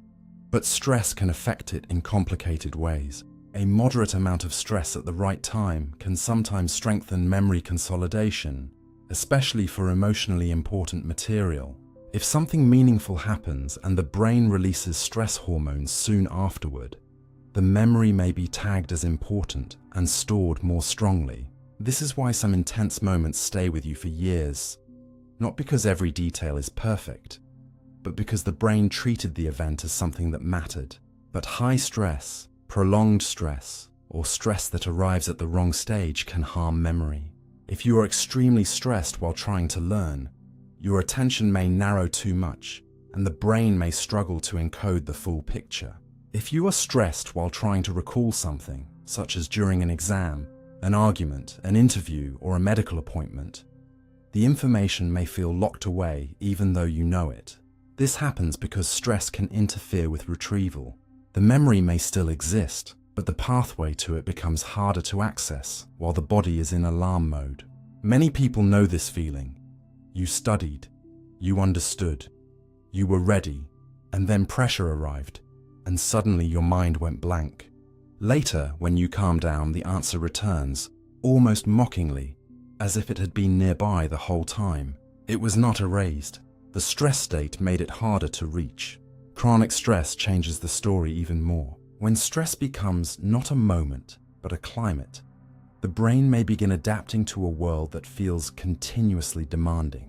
Long-term high stress can affect sleep, attention, mood, and the health of brain systems involved in learning and memory. The hippocampus is especially sensitive to prolonged stress hormones, and chronic stress has been linked to difficulties with forming and retrieving certain kinds of memories. At the same time, Habits and threat-related learning may become stronger.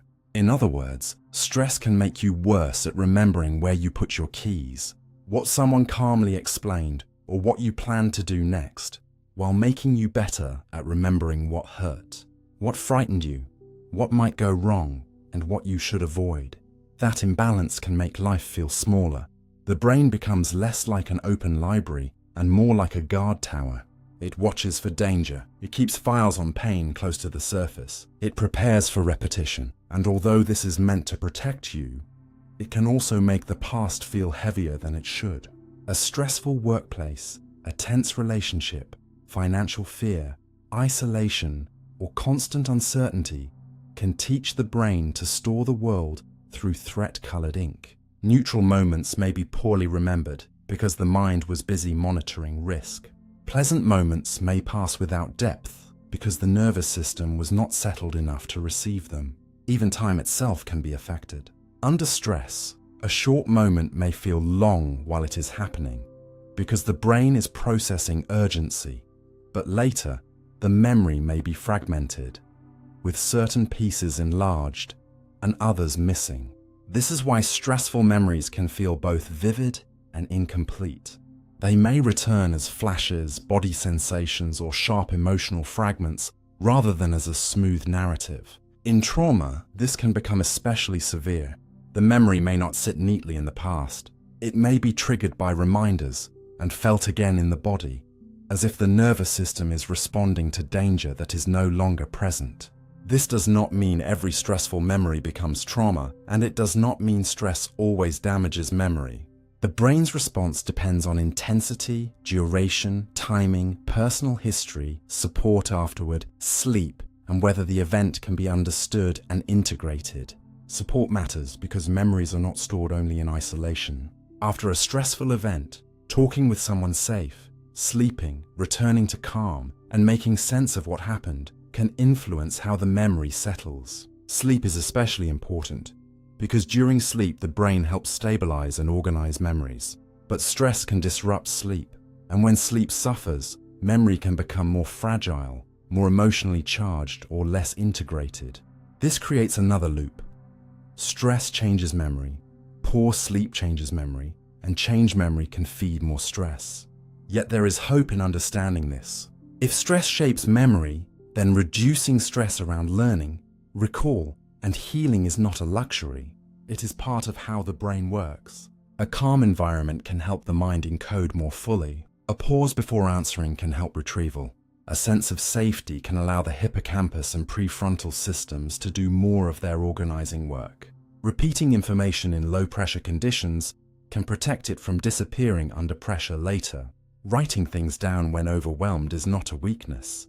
It is a way of supporting a brain whose working space is being crowded by alarm. And when old stressful memories arise, grounding yourself in the present can help the nervous system learn that remembering is not the same as reliving. This is the deeper lesson. Memory is not only about the past. It is also about the state of the body when the past is being formed, stored, and recalled. A calm body and a threatened body do not remember the same world in the same way. Under stress, the brain asks different questions, saves different clues, and sometimes sacrifices completeness for protection. So if you look back on a stressful time and find your memory uneven, do not immediately blame yourself. Your brain may have been trying to carry you through, not preserve every detail for later. It may have stored the alarm more clearly than the room, the wound more strongly than the weather, the danger more deeply than the ordinary life surrounding it. And perhaps wisdom begins when you can look at those memories gently and say, this is not the whole past. This is the past as my nervous system had to hold it. Then, slowly, with safety, rest, reflection, and time, the memory can become less of a warning siren and more of a chapter. Still real, still meaningful, but no longer the only voice telling you what happened. Sleep strengthens some memories and weakens others. While you are unconscious, your brain may be quietly deciding which parts of your day deserve to become part of you and which parts can fade back into the dark. Sleep can feel like an empty space between two waking lives. A soft blackout where nothing useful is happening because you are not speaking, moving with intention, solving problems, answering messages, or watching the world. But inside that stillness, the brain is not simply turned off. It is sorting, stabilizing, replaying, weakening, strengthening, and reorganizing the traces of what you lived. The day does not enter memory as a finished archive. It arrives as fresh, fragile patterns of activity scattered across networks that handled sights, sounds, meanings, movements, emotions, and goals. Some of those traces are important. Some are noise. Some are useful now, but not later. Some need to be connected with older knowledge. Some need to lose their emotional sharpness. Sleep is one of the ways the brain performs this quiet housekeeping. It does not preserve everything equally, because preserving everything would be its own kind of disaster. Imagine if you remembered every license plate you passed, every wrinkle in every shirt, every meaningless sentence fragment, every random online image, every tiny shift of light on a wall. Memory would become cluttered, heavy, almost unusable. To learn well, the brain must not only keep, it must also let go. This is why sleep strengthens some memories and weakens others. It is not a simple save button.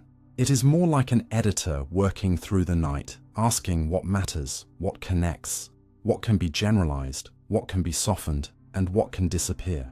One important process is memory consolidation, where newly formed memories become more stable over time. During waking life, the hippocampus helps rapidly bind new experiences, especially facts and events, but many of those new traces are still delicate. During sleep, especially deep non-REM sleep, the brain appears to replay patterns connected to recent learning. This replay is not like watching a movie in order. It is more like the brain briefly reactivating pieces of the day, sending them through memory networks again, helping them become integrated with longer-term knowledge stored across the cortex.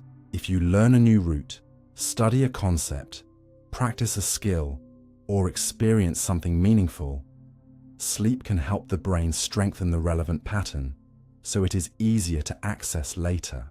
This is one reason sleeping after learning can be so important. The brain needs time offline to stabilize what waking life has stirred up. But sleep is not only about strengthening facts. It also helps with skills. When someone practices a movement, a musical passage, a sport technique, or a sequence of actions, sleep can support improvement even without more waking practice. It is as if the brain continues refining the map while the body rests. The fingers are still, but the nervous system is not finished learning. Different stages of sleep may contribute in different ways. Deep sleep is often linked with stabilizing certain kinds of factual and episodic memory, while REM sleep has been associated with emotional processing, creativity, and integrating memories in more flexible ways. Though the science is complex, and no sleep stage has only one job.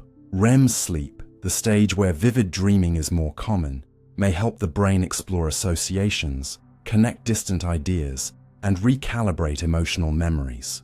This may be why a problem can feel different after sleep, not because sleep magically solved it, but because the brain quietly changed how the pieces relate to one another.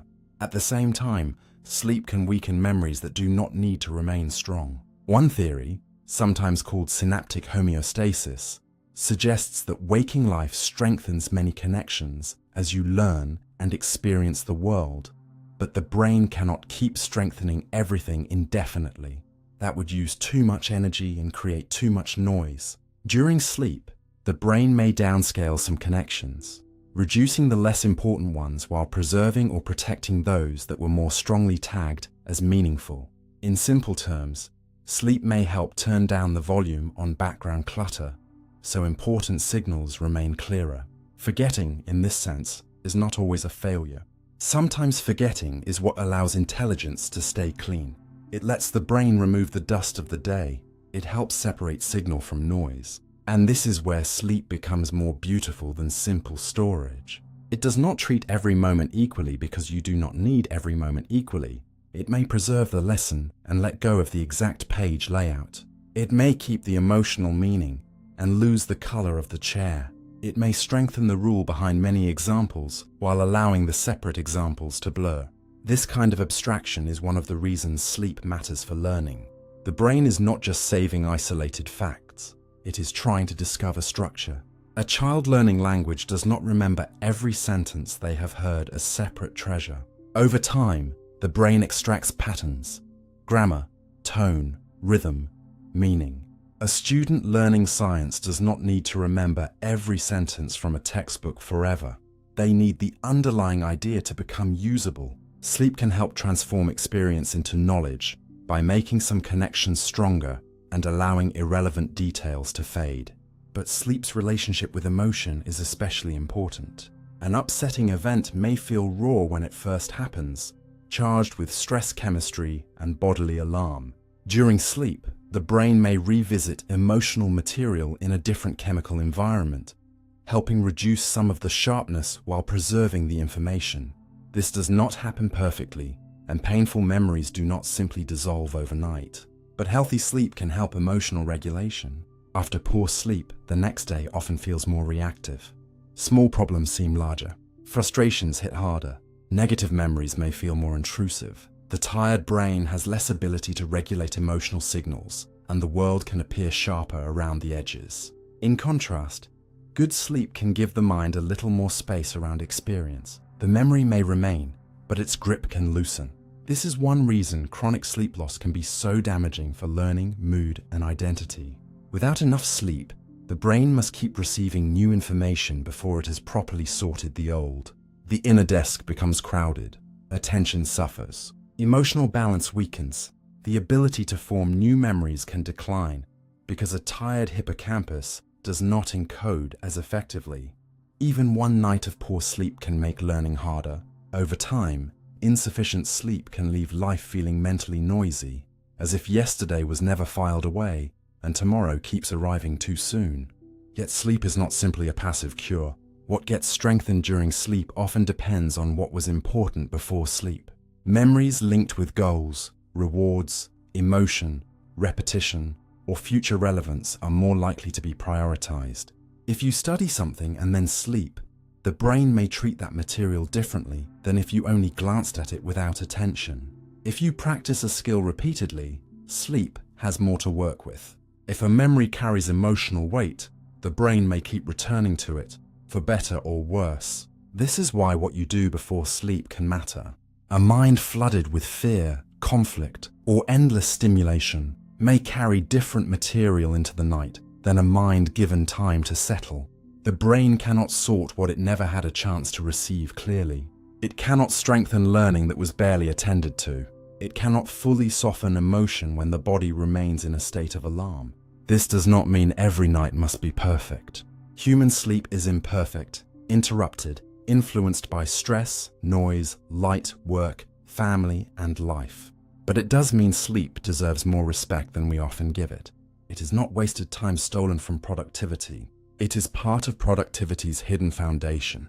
It is where learning becomes more durable, where emotional weight may be adjusted, where useless fragments can fade, where the brain restores enough order to meet the next day. Even forgetting after sleep can be useful. You may wake with fewer exact details but a clearer sense of what mattered. You may lose the noise but keep the pattern. You may not remember every word of a conversation, but you retain the feeling that something needs repair. You may forget most dreams, but some emotional residue remains, as if the brain worked with a feeling even without leaving a report. There is a tenderness in this. Every night, the brain quietly protects you from drowning in everything. It keeps some things close because they may help you live. It releases others because carrying them would only weigh you down. It strengthens the lesson, weakens the clutter, and sometimes softens the pain just enough for morning to feel possible.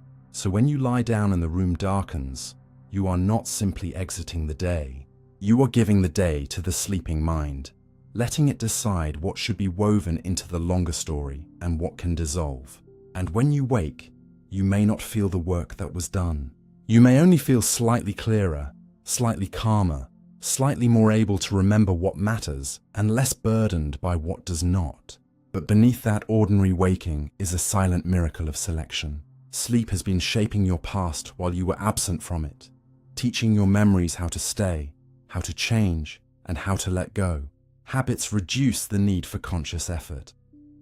A habit is the brain's way of turning effort into background music. At first, almost everything you learn demands attention. Tying your shoes, brushing your teeth, driving a familiar route, typing a password, making coffee, opening the same app when you feel bored, reaching for a snack after stress, checking a door twice before leaving. In the beginning, the mind must supervise each step, like a careful teacher standing beside a child. But after enough repetition, the brain begins to compress the sequence into something smoother. The action no longer needs to be built from scratch every time. It becomes a pattern that can unfold with very little conscious instruction. This is the quiet power of habits. They reduce the need for conscious effort by moving repeated behaviors into more automatic systems. You do not have to wake up each morning and reason your way through how to hold a toothbrush. You do not have to consciously design every movement of walking downstairs. You do not need to decide the meaning of every familiar object in your kitchen. The brain saves energy by turning repeated actions into routines, and this is one of the reasons human beings can live complex lives without collapsing under the weight of constant decision-making. If every ordinary behavior required full awareness, the day would become unbearably slow. You would spend half your life negotiating with tiny actions. Habits free the conscious mind by letting the brain say, "We have done this before. Let the pattern run." Deep inside this process are learning systems involving regions such as the basal ganglia, which help link situations, actions, and outcomes into efficient routines. A habit often begins with a cue, something that tells the brain a familiar sequence can start.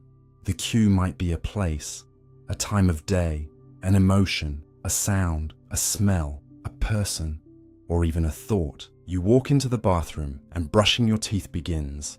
You sit at your desk and your hand reaches for your phone.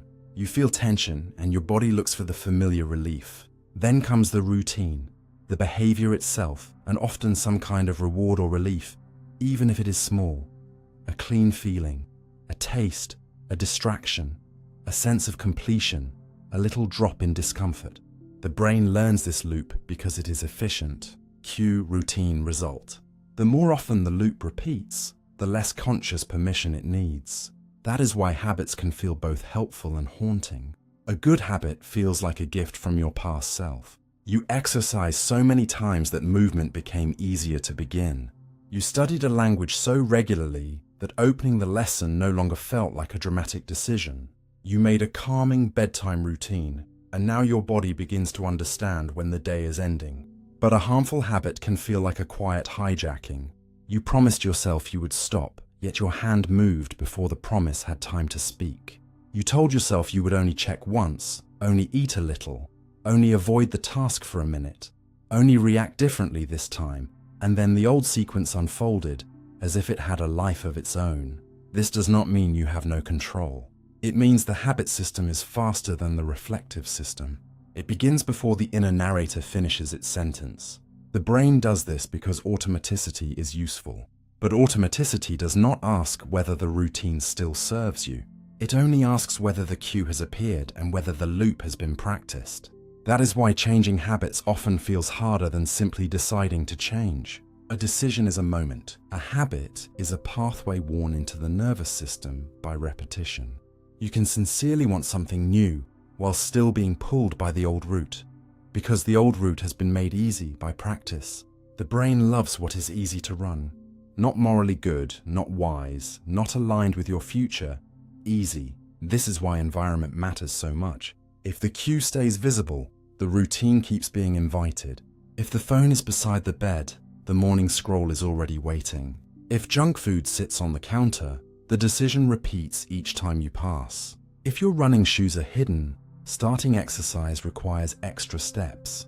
The conscious mind is often overestimated, while the power of setup is underestimated. You do not rise to your intentions as often as you fall into your environments. A well-designed environment reduces the need for heroic willpower by making the better behavior easier and the unwanted behavior less automatic. This is not weakness, it is strategy. The brain is always conserving effort, so the wise person does not only ask, How can I force myself? They ask, how can I make the desired path the easiest path to begin? Habits also explain why identity can feel tied to behavior.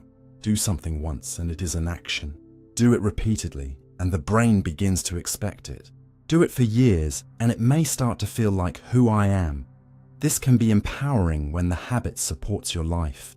A person who writes every morning may begin to feel like a writer. A person who keeps promises to themselves may begin to feel trustworthy from the inside. But it can also become limiting. Someone who repeatedly avoids conflict may call themselves peaceful when they are actually afraid. Someone who always works past exhaustion may call themselves disciplined when the body is asking for care. Someone who reaches for distraction whenever discomfort appears may begin to believe they simply have no focus. The habit becomes invisible because it feels like personality. Yet many parts of what you call me are repeated patterns that became familiar enough to feel natural. And if they were learned, they can often be reshaped, not instantly, but gradually through new cues, new routines, new rewards, and new repetitions. One of the most important truths about habit change is that you rarely erase an old loop by attacking it directly with shame. Shame may create a burst of motivation, but it also creates stress, and stress often sends the brain back toward familiar relief. A gentler and more effective approach is to understand what the habit is doing for you. Every repeated behavior has some function, even if the long-term cost is high. It may soothe, distract, energize, protect, signal belonging, reduce uncertainty, or help you avoid a feeling you do not know how to hold. If you remove the behavior without addressing the function, the brain may search for another route to the same relief. This is why replacing a habit is often more realistic than simply deleting one. If the cue is stress and the routine is scrolling, the need may be a break, escape, or emotional regulation. A new routine has to offer the brain something real.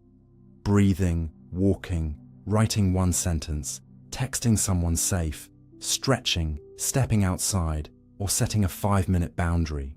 It may not feel as rewarding at first because the old routine has been practiced longer, but repetition is how the new route becomes easier.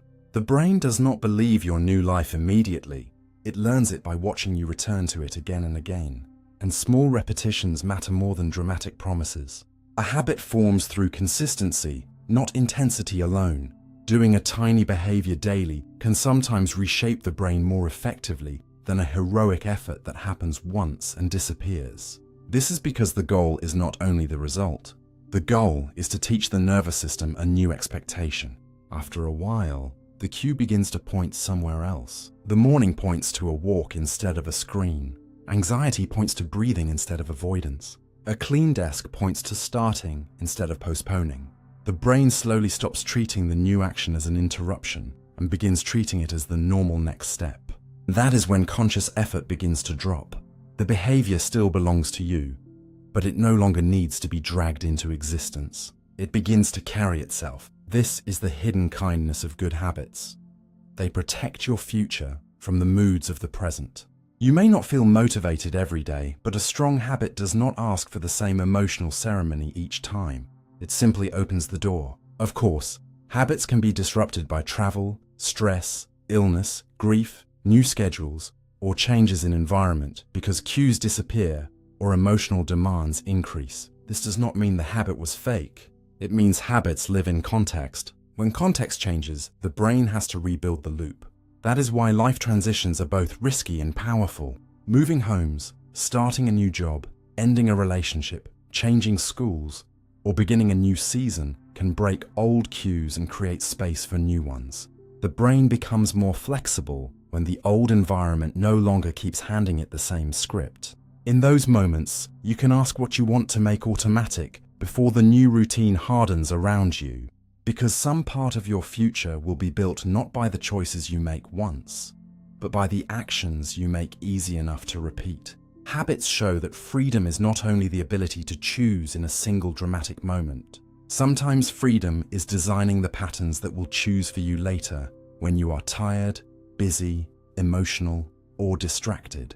It is making your better self more available by giving it a path with fewer obstacles. It is understanding that conscious effort is precious and limited, so you should not spend it fighting the same tiny battles forever. Let the brain automate what helps you. Let it carry the routines that protect your health, attention, relationships, and peace. And be patient when old habits resist, because they are not enemies with minds of their own. They are practiced roads. Roads become deep when traveled often, and new roads begin as barely visible lines in the grass. But with enough returning, the new path clears. The old one grows quieter. Your mind wanders more than you realize. Your mind can leave the room while your body is still sitting perfectly still inside it. You may be reading a page and suddenly realize your eyes have crossed 5 lines without taking in a single word. You may be listening to someone speak and then return halfway through a sentence, quietly aware that part of you had drifted somewhere else. You may stand in the shower and travel through tomorrow, yesterday, an old conversation, a possible future, a worry, a fantasy, a half-formed idea, all while your hands continue the ordinary movements of washing. This is mind wandering, the movement of thought away from the task or place in front of you and into internally generated experience. It can feel like distraction, and often it is, but it is also one of the most revealing features of human consciousness. Your brain is not only built to respond to the world outside, it is also built to simulate worlds inside. It remembers, predicts, rehearses, compares, imagines, worries, plans, edits, and dreams while awake. Even when nothing urgent is happening, the mind does not simply become empty. It begins making its own weather. Studies that ask people to report their thoughts during daily life suggest that mind wandering is common, sometimes occupying a large portion of waking experience, though the exact amount depends on the task, the person, and the method used to measure it. The important point is not the exact number. The important point is that drifting is not rare. It is part of the mind's normal rhythm. You are not always where your eyes are. A part of you is constantly traveling through mental time, moving backward into memory and forward into possibility. This is one of the reasons mind wandering can be useful. When the outer task is simple or familiar, the brain may use spare mental capacity to work on unresolved problems, prepare for future needs, or connect ideas that did not seem related before. You might suddenly remember something you forgot to do, find a solution while walking, understand your feelings while looking out a window, or create an idea after giving up on forcing it. The wandering mind is not always wasted mind. Sometimes it is a workshop with the lights dimmed, where thoughts move more freely because they are no longer being held in a straight line. Creative insight often depends on this kind of looseness. When attention is too tight, it can solve the obvious problem, but miss the unusual connection. When the mind relaxes slightly, distant memories and ideas may touch. A sentence arrives, a melody forms, a plan becomes clearer, a feeling finally finds a name. This is why showers, walks, long drives, and quiet moments before sleep can seem strangely productive. The brain is not receiving heavy new input, so inner processing becomes more noticeable. But mind wandering has another side. The same ability that lets you plan, imagine, and create can also trap you in loops. A wandering mind can move toward tomorrow with curiosity, or it can move toward tomorrow with dread. It can revisit the past to learn, or revisit it to punish. It can imagine a future conversation in a helpful way, or repeat it endlessly until your body reacts as if the imagined conflict has already happened. When mind wandering turns into rumination, thought no longer feels open. It circles. It returns to the same wound, the same question, the same fear, the same unfinished emotional knot. This is when drifting becomes heavy. You are no longer freely exploring. You are being pulled. And many people know that feeling. Lying in bed while the mind replays something small until it becomes enormous. Sitting quietly while one worry grows branches. Trying to rest while the brain opens every drawer of unfinished life. The strange thing is that the mind often wanders most when the present moment is not demanding enough to hold it. Boredom can open the door. Repetition can open the door. Fatigue can open the door. Emotional discomfort can open the door. Sometimes the mind leaves the present because the present is too dull. Sometimes it leaves because the present is too painful. Sometimes it leaves because the future feels unfinished and the brain wants to prepare. And sometimes it wanders simply because the brain is a prediction machine, always trying to use what it knows to anticipate what might come next. This is not a flaw in your character. It is a feature of a mind that can travel beyond the immediate world. A dog may rest in a room and mostly respond to what is near. A human can rest in a room and be mentally 20 years in the past, or 10 years in the future, or inside a conversation that never happened. That ability is one of the reasons humans build cities, write stories, repair relationships, invent tools, and imagine lives different from the one they inherited.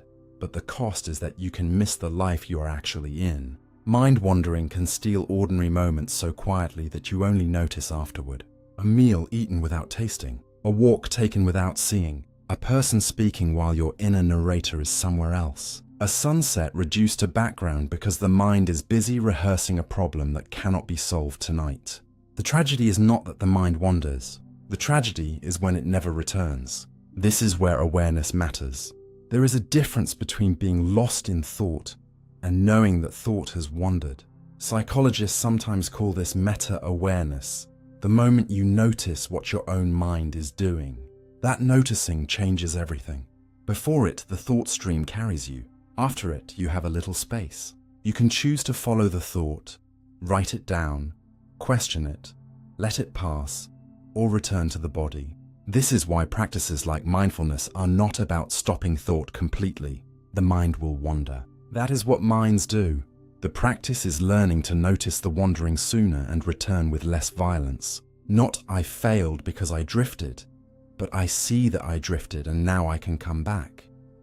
That small return is powerful because attention is not restored by shame. Shame often creates more mental noise. Gentle noticing is cleaner. It gives the brain a new habit. Leaving and returning, like breathing. And maybe that rhythm is more realistic than demanding permanent focus. Human attention is not a stone fixed in place. It is more like a bird. It lands, lifts, circles, disappears, returns. You can train it, invite it, protect it, but you cannot turn it into a statue. The deeper question is not whether your mind wanders, but where it tends to go. Does it travel toward planning, imagination, gratitude, curiosity, and meaning? Or does it travel mostly toward fear, regret, comparison, and self-attack? The routes your mind takes most often become familiar paths. If it has spent years wandering into danger, it may go there automatically. If it has practiced returning to the present, it may find its way back more easily. If it has been fed constant stimulation, silence may feel uncomfortable at first, because the mind is no longer used to being alone with itself. But that discomfort can soften. A wandering mind can be educated not by force but by relationship. You can learn its habits. You can notice its favorite hiding places. You can ask what it is trying to solve when it leaves. Sometimes it wanders because it needs rest. Sometimes because it needs closure. Sometimes because it needs creativity. Sometimes because it is avoiding a feeling waiting in the present. When you treat mind wandering as information instead of failure, it becomes easier to understand. A thought about the future may reveal a responsibility. A recurring memory may reveal an emotion that still wants care. A fantasy may reveal a desire. A repeated fear may reveal where the body wants reassurance. The mind is not always wise, but it is rarely meaningless. Even its drifting has a direction if you listen closely. Still, you do not have to follow every path it opens. Some thoughts are invitations. Others are traps. Some are useful once and harmful when repeated. Some deserve action. Others deserve a breath and release. So the next time you catch yourself returning from a long invisible journey, do not only ask, "Why was I distracted?" Ask, "Where did I go? And what was my mind trying to do there?" That question turns drifting into knowledge. It makes the wandering less random, more readable, more human. Because your mind will leave the room again. It will step into memory while you wash a cup. It will visit a possible future while you wait at a light. It will rehearse, imagine, fear, repair, and invent. And each time it returns, you have a chance to come back with it. Back to the breath, the page, the voice, the room, the life happening now. Maybe the aim is not to keep the mind from wandering forever. Maybe the aim is to become a kind guide to your own wandering mind, letting it travel when travel is useful, calling it home when the present is asking to be lived, and remembering that consciousness is not only the place where thoughts appear, but also the quiet doorway through which they leave and return. The default mode network builds inner narratives. There is a hidden storyteller in your brain that begins speaking most clearly when the outside world grows quiet. You may think your mind rests when you are not working, not reading, not solving a problem, not answering someone, not chasing a task, but the brain rarely falls into true emptiness. In the quiet gaps, it often turns inward and starts building a private film. Who you are, what just happened, what someone meant, what your future might become, why a mistake still matters, why a certain face stays in memory, why tomorrow feels promising or dangerous. This inner storytelling is not produced by one tiny narrator sitting behind the eyes. It is supported by a large set of interacting brain regions often called the default mode network, a name that almost sounds like a secret setting inside consciousness.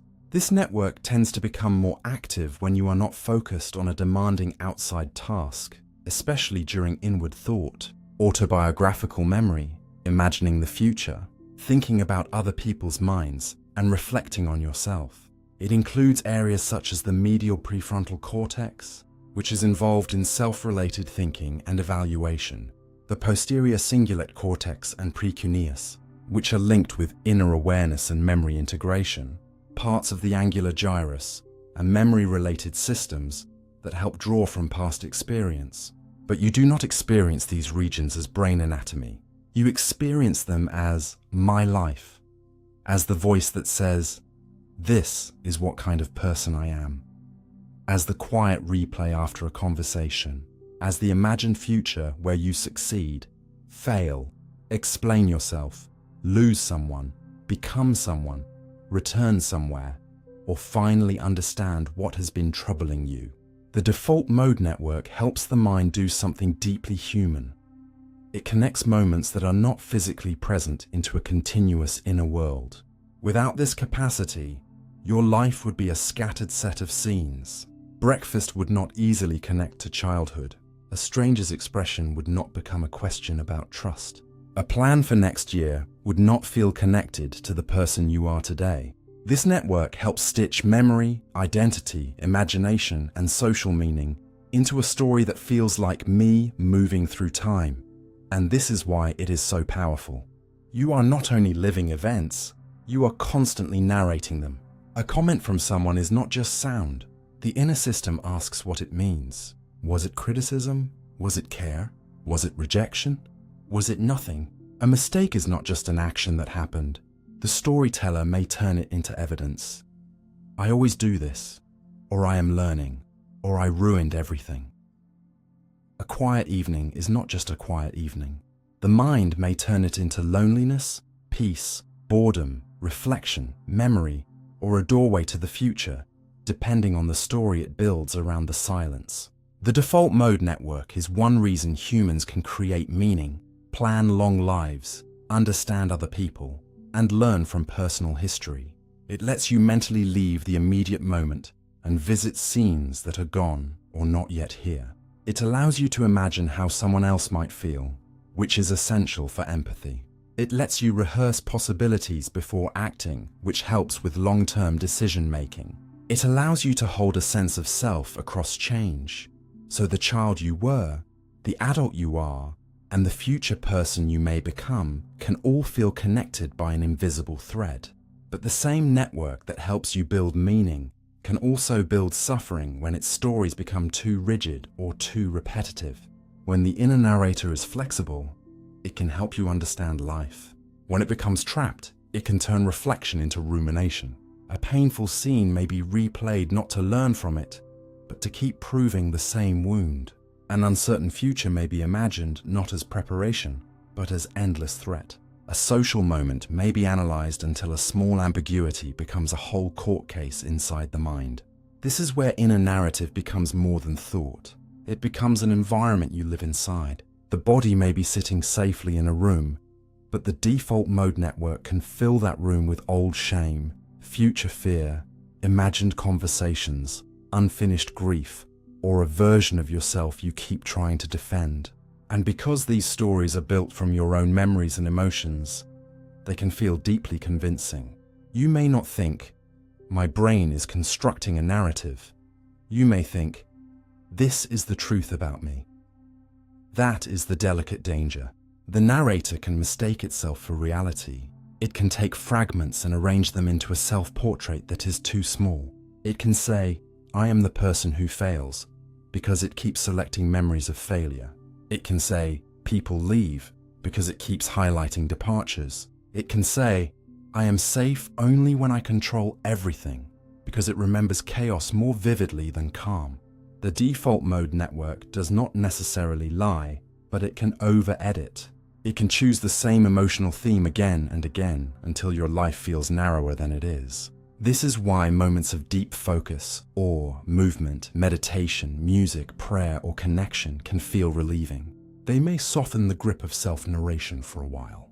The mind stops circling itself and enters something wider. The task, the body, the other person, the sound, the landscape, the present. Brain studies suggest that during demanding external attention, parts of the default mode network often decrease activity, as if the inner storyteller lowers its voice so the world can be heard more clearly. This does not mean the network is bad, or that the goal is to silence the self forever. A life without inner story would lose much of its meaning. The goal is not to destroy the narrator. The goal is to know when it is narrating. That awareness creates space. You can hear the sentence, "I always mess things up," and recognize it as a mental construction, not a final law. You can notice the future disaster movie beginning and ask whether it is planning or fear. You can feel the pull of an old identity and ask whether it still fits. You can let the storyteller offer its version without handing it complete control. This is one of the quiet skills of self-understanding, learning to separate experience from the story added on top of it. The event happened, the interpretation is being built, the feeling is real, the conclusion may still be open. And perhaps this is where the science becomes strangely gentle. The default mode network shows that the self is not only something you discover, it is something your brain keeps composing. Every day, in pauses, in memories, in imagined futures, in silent walks, in half-awake mornings, your mind is writing and revising the meaning of being you. Some of those revisions heal, some repeat old pain, some prepare you, some imprison you. But once you know there is a storyteller, you can begin to listen differently. You do not have to believe every chapter just because it is written in your own voice. You can ask for a wider story, a kinder one, a more accurate one. One that includes not only what hurt you, but what helped you survive. Not only what you fear, but what you are learning. Not only who you have been, but who you are still allowed to become. So when the world grows quiet and the inner narrator begins again, do not be afraid of it. Sit beside it. Notice its favorite themes. Notice where it rushes, where it hides, where it repeats. The brain is trying to make a life feel coherent, trying to turn scattered time into meaning. And if you can stay awake while the story is being written, you may discover that you are not only the character inside the narrative, you are also the awareness that can turn the page. The brain predicts before it perceives. Before the world reaches your awareness, your brain has already made a guess about what it is going to be. You do not step into each moment as a blank observer, waiting for reality to arrive untouched. Your brain is constantly predicting what your eyes will see, what your ears will hear, what your skin will feel, what a face might mean, what a sound might signal, what will happen if you take one more step, and even what your own body is about to need. Perception is not a slow message traveling from the outside world into a silent mind. It is more like a conversation between what is coming in and what the brain expected to find. The brain sends predictions downward, the senses send signals upward, and awareness is shaped in the meeting between them. This is often described through ideas like predictive processing or predictive coding. The brain uses past experience to generate expectations, then compares those expectations with incoming information. If the world matches the prediction closely enough, perception feels smooth and effortless. If the world surprises the prediction, the brain updates. This is why you can recognize a friend from a partial glimpse across the street, read messy handwriting, understand a sentence even when a word is missing, catch the meaning of a familiar scene in less than a second, or reach for a cup without consciously calculating its distance and shape. Your brain is always arriving slightly ahead of the evidence. It does this because the world moves too quickly for a purely reactive mind. If the brain waited for complete information before every interpretation, you would be too slow. A shadow in the road, a change in someone's voice, a hand moving toward you, a sudden smell of smoke, a small shift in balance. All of these require the brain to anticipate, not just record. Prediction is how the brain turns chaos into speed. It lets you live in a world that is always unfolding by preparing you for what is most likely to happen next. But this power comes with a strange consequence. What you perceive is never only what is there. It is also what your brain expected to be there. You can see this in simple everyday moments. When you walk into your kitchen at night, you do not inspect every object from the beginning.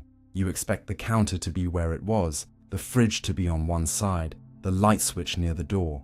Because of those predictions, you move through the space confidently, even in dim light. But if someone moved a chair into the path, your body might collide with it before your conscious mind fully understands the error. The prediction carried you forward, and the world corrected you through surprise. Or think of reading. Your eyes do not process every letter with equal care. The brain uses context, word shape, language patterns, and expectation to anticipate what comes next. This helps you read quickly, but it also means you can miss a typo when the intended meaning is obvious. The brain does not always show you the raw error. It shows you the sentence it expected. In this sense, prediction is both a helper and an editor. It fills in the likely world so you do not have to build it from nothing every second. But sometimes it fills too strongly. Ambiguous images reveal this beautifully. A single drawing can look like one object at first, then suddenly flip into another once your brain adopts a new interpretation. The lines on the page did not change. The prediction changed. Your brain reorganized the same sensory information around a different expectation, and reality inside your awareness transformed. This is not just a visual trick. It is a doorway into how perception works all the time.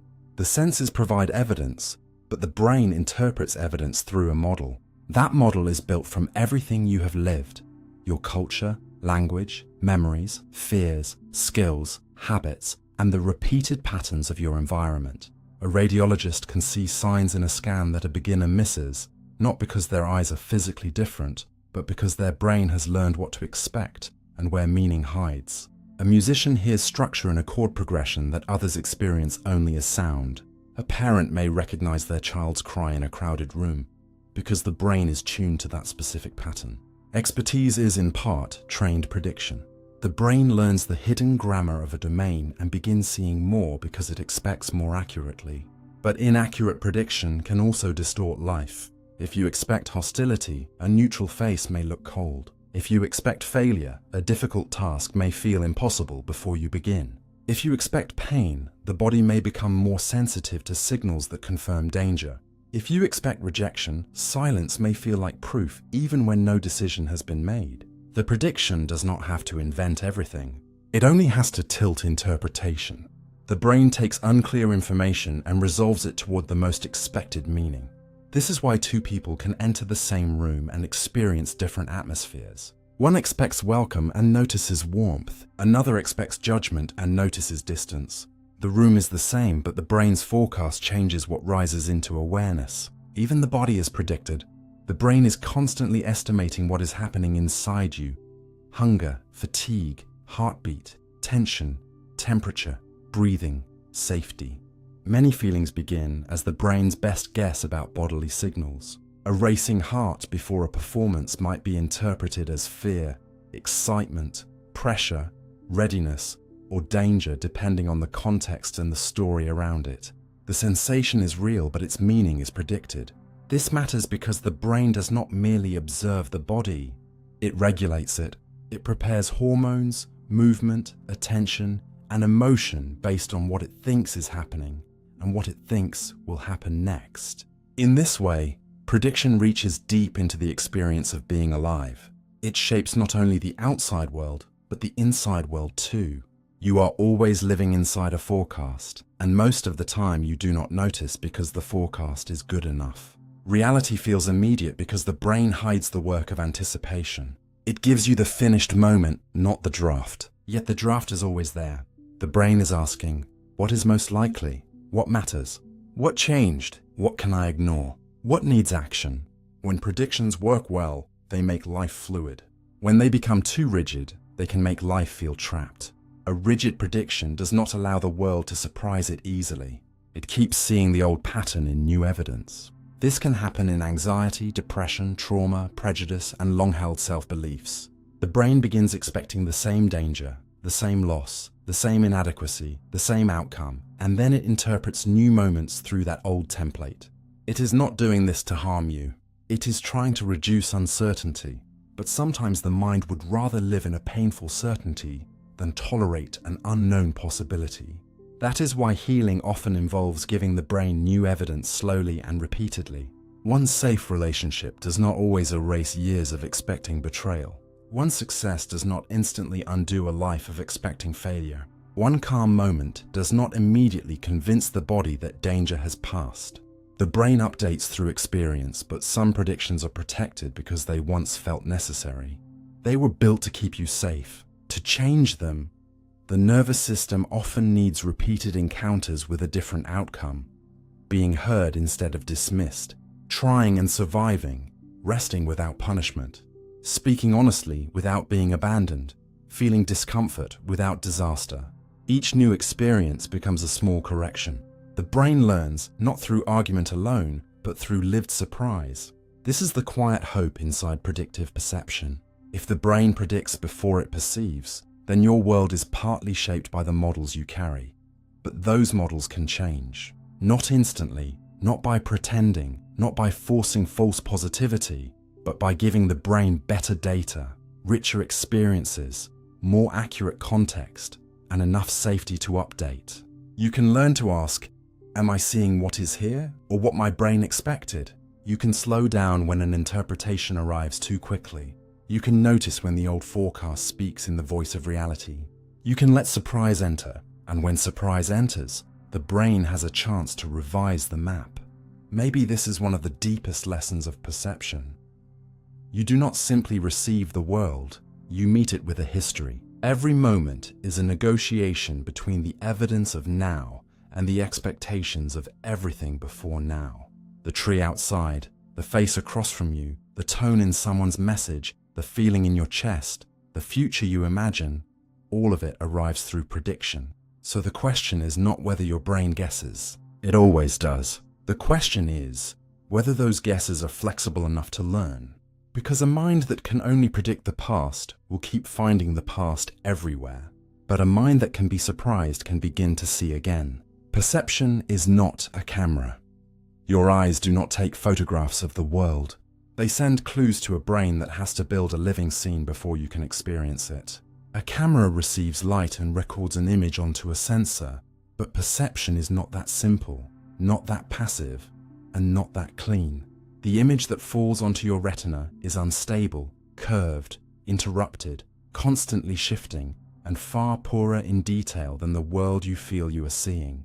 Your eyes jump several times each second in tiny movements called saccades, yet the room does not appear to jerk and tear apart. You blink, and the world does not seem to vanish into blackness. The visual field contains a natural blind spot where the optic nerve exits the eye, but you do not walk around seeing a hole in reality. The light reaching your eyes changes constantly as clouds pass. Lamps glow, screens flicker, and shadows move. Yet a white page usually still looks white. A familiar face still looks like the same face. And a chair across the room still seems to keep its size, even as the image on your retina grows smaller when you step away. This is because your brain is not displaying raw data. It is correcting, stabilizing, interpreting, and organizing sensory signals into a world you can use. Vision is not a photograph. It is an achievement. It is a controlled construction built so smoothly that it feels like direct contact with reality. When you look at a cup on a table, you do not experience a flat patch of light, shifting edges, partial shadows, and uncertain depth. You experience a cup, solid, reachable, separate from the table, probably useful for drinking. That simple perception requires many hidden operations. The brain has to separate object from background, judge depth from small differences between the eyes, use shadows and edges to infer shape, interpret color under changing light, connect present sensory input to stored knowledge, and decide what the object most likely is. You are not seeing the cup the way a camera sees light. You are seeing it as a meaningful thing in a world of action. This is why illusions are so revealing. They are not just tricks. They expose the rules your brain normally uses to make sense of reality. A line may look longer or shorter because nearby shapes change how the brain interprets depth. A grey square may look lighter or darker depending on the surrounding shadow because the brain is trying to estimate the surface, not simply measure the light. A still image may seem to move because the visual system is sensitive to contrast and motion-like patterns. The illusion is not a failure of vision in a foolish sense. It is the normal intelligence of vision pushed into a situation where its assumptions produce the wrong answer. In everyday life, those assumptions usually help. The brain assumes light comes from above, because in the natural world it often does. It assumes objects continue behind partial blockage, because the world is not usually made of disconnected fragments. It assumes faces are important, because reading faces helps social survival. It assumes that color belongs to surfaces, even though the light reaching the eye depends on illumination. These assumptions make perception fast and useful, but they also mean you never see a neutral copy of the world. You see the world through a set of biological expectations refined by evolution and personal experience. Even the richness of your visual world is partly an illusion. The very center of your vision, the fovea, sees fine detail, but the edges of your vision are much less precise. You feel as if the whole scene is sharp because your eyes move rapidly, and the brain creates a stable experience from sample details. It is like standing in a dark room with a flashlight that moves so quickly and intelligently that you believe the whole room is evenly lit. This does not mean the world is unreal. It means your access to it is mediated by an active nervous system. A camera stores pixels. The brain builds relevance. It asks where objects are, what they mean, whether they are safe, whether they can be touched, eaten, avoided, trusted, or ignored. Perception is shaped by the body's needs. A hill may look steeper when you are tired. A distance may feel longer when you are carrying weight. Food can look more attractive when you are hungry. A threatening face may stand out faster when you are anxious. The scene in front of you is not separated from the state inside you. Your body participates in perception by changing what matters. This is why the same street can feel different at midnight than at noon, even if the buildings have not changed. It is why a room can feel warm after good news and cold after rejection. It is why an object connected to someone you miss can seem to carry more presence than an identical object in a store. Perception is not only about detecting surfaces, it is about meaning entering sensation. And meaning changes what the senses become. The brain also combines senses to build one world. What you see can change what you hear. What you touch can change what you think you see. Your sense of balance, body position, and movement helps stabilize vision, so you can move without the world dissolving into blur. When these signals disagree, perception can become strange. Motion sickness, dizziness, the rubbery unreality of virtual reality, the feeling that your body and the visual world are not quite aligned. A camera does not get seasick. A camera does not feel a hallway tilt. A camera does not mistake safety for danger because its body is tense. You do, because perception is embodied. It belongs to a living organism trying to navigate, not a device trying to record. This also means perception is selective in a deeper way than simple attention. Even before conscious awareness, the brain has to decide which sensory signals belong together. The red shape, the curved edge, the shadow, the texture, and the location become one apple. A voice, A moving mouth, a face, and a gesture become one person speaking. Separate signals are bound into objects and events. This binding is so fast that you usually never experience the pieces. You experience the whole, but the whole is a construction. And once you understand that, ordinary seeing becomes stranger. The world you trust is not delivered to you fully formed. It is assembled in real time from incomplete evidence, bodily needs, prior knowledge, and constant correction. That does not make perception worthless. It makes it miraculous and limited at once. You can trust it enough to walk, love, cook, drive, read, build, and recognize the people around you. But you should not mistake it for perfect access to reality. You are not a camera. You are a living interpreter. Your brain does not simply ask, what light is entering the eye? It asks, what world would make sense of this light? And what should I do next? That is why two people can look at the same situation and notice different things. Not because one is necessarily lying, but because their brains bring different histories, emotions, skills, and needs to the same evidence. A painter sees color relationships. A doctor sees signs of fatigue. A parent sees danger in a small movement. A traveler sees unfamiliar beauty where a local sees routine. The physical scene may overlap, but the perceived world is personalized. So the next time you open your eyes, pause for a moment before believing that seeing is simple. The world in front of you is not a flat image entering a private screen inside your head. It is a collaboration between light and memory, sensation and body, signals and interpretation.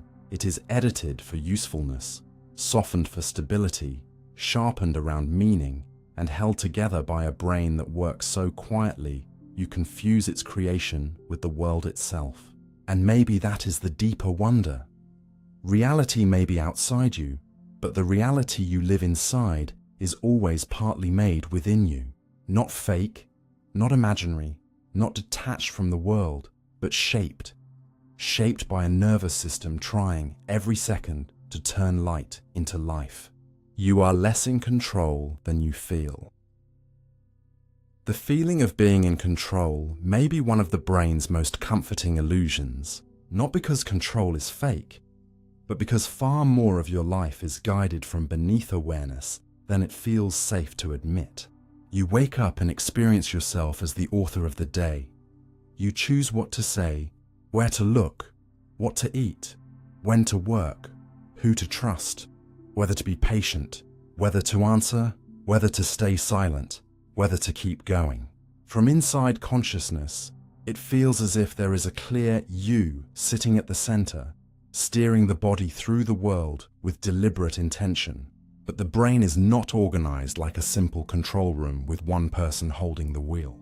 It is more like a crowded city at night, full of systems running at different speeds, hunger shaping patience, fatigue changing judgment, hormones adjusting mood, habits preparing actions, emotions narrowing possibilities, social cues changing posture, memories coloring interpretation, and the body sending quiet signals upward before the conscious mind has turned them into reasons. By the time you say, I chose that, many parts of the choice may already have been influenced by forces you did not notice. A bad night of sleep can make the same problem feel heavier. Low blood sugar can make a small irritation feel sharper. A warm smile from someone can make an idea seem more appealing. A room's lighting, noise, smell, temperature, and social atmosphere can shift how open, defensive, generous, focused, or tired you feel. Even the design of a screen can guide your behavior. The red badge, the endless scroll, the autoplaying next video, the notification that arrives at the exact moment your attention begins to settle. You may call it a choice to keep watching, but the environment has been engineered to make continuing easier than stopping. This is not the same as saying you are powerless. It means the self that chooses is not separate from the conditions around it. Your willpower does not float above the body and world like a pure light. It is embodied, tired, tempted, supported, interrupted, and trained. One of the most important findings in psychology and neuroscience is that much of behavior is shaped by automatic processes. You do not consciously decide every facial expression, every shift in tone, every micro adjustment of balance, every emotional reaction. Every learned association, every first impression, every urge to avoid discomfort. The conscious mind receives a simplified version afterward and often feels more responsible for the full process than it truly was. Consider how easily mood changes your sense of possibility. On one day, the future feels open. On another, with the same facts in front of you, it feels blocked. Nothing dramatic has changed outside, but your inner chemistry, sleep, stress level, recent interactions, and bodily state have changed the lens through which possibility appears. Or think about how people behave differently in different groups. Around one person, you become funnier. Around another, quieter. In one room, you feel intelligent. In another, you shrink. You may think this is just personality, but personality expresses itself through context. The nervous system is always asking, where am I? Who is here? What is safe? What is expected? What has happened in places like this before? And then it prepares a version of you that fits the answer. This is why control is not only a private mental force, it is relational and environmental. The version of you who eats well, speaks kindly, learns deeply, or stays calm may need conditions that make those behaviors reachable. The version of you who spirals, snaps, avoids, or numbs may not appear from nowhere. It may appear when the system is overloaded, unsupported, or repeatedly cued toward old patterns. We often judge ourselves as if every action came from a perfectly free, perfectly informed, perfectly rested mind. But no human being lives from that place. You live from a body with limits, inside environments full of triggers, inside social systems that reward certain behaviors and punish others, inside a brain that prefers familiar routes, even when they do not lead where you want to go. This is why just try harder is often too small an answer. Sometimes trying harder helps. Sometimes it only exhausts the conscious mind while leaving the hidden machinery unchanged. A person trying to stop a behavior may fail not because they are weak, but because every cue around them keeps starting the old sequence. A person trying to focus may struggle not because they lack character, but because their environment is built from interruptions. A person trying to be calm may find it difficult because their body is carrying chronic stress. A person trying to choose differently may need not only motivation, but sleep, safety, structure, support, repetition, and fewer cues pulling them toward the old self. Real control often begins when you stop imagining control as pure force and begin seeing it as design. You design the conditions that make the better action more likely. You place the book where the phone used to be. You remove the easy temptation before the tired evening arrives. You prepare food before hunger makes the decision urgent. You pause before answering when anger is high. You choose people who help your nervous system remember peace. You build routines that protect you when motivation is absent.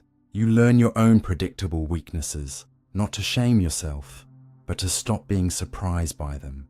That is not less freedom. That is smarter freedom. It is the difference between standing in a storm and demanding that your body never get wet, and building shelter before the clouds arrive. There is also a deeper philosophical discomfort here.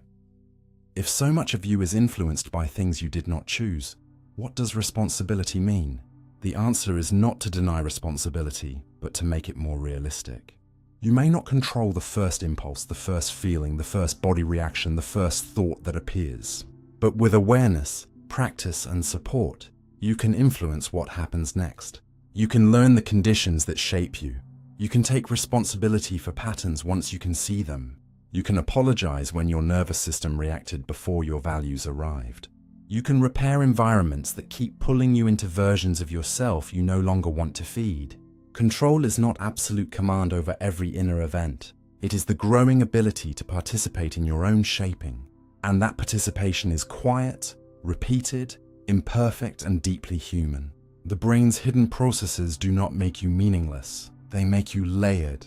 They show that the conscious I is not a king issuing orders, but a negotiator inside a living system, learning how to guide forces older and faster than language. So when you notice yourself acting in a way you do not fully understand, do not immediately collapse into shame. Ask what shaped the moment. Were you tired, afraid, hungry, seeking approval, avoiding pain, following a cue? Repeating a familiar role? Reacting to an old association? This question does not excuse everything, but it explains enough to create change. You cannot guide what you refuse to understand. And perhaps that is the soft truth at the end of this unsettling idea. You are less in control than you feel, but you are not helpless. You are influenced, but not empty. You are automatic in places, but not permanently asleep. You are shaped by body, memory, habit, and world. But you can also reshape the world that shapes you. The illusion is not that control exists. The illusion is that control is simple. Real control is slower, humbler, more compassionate, and more practical.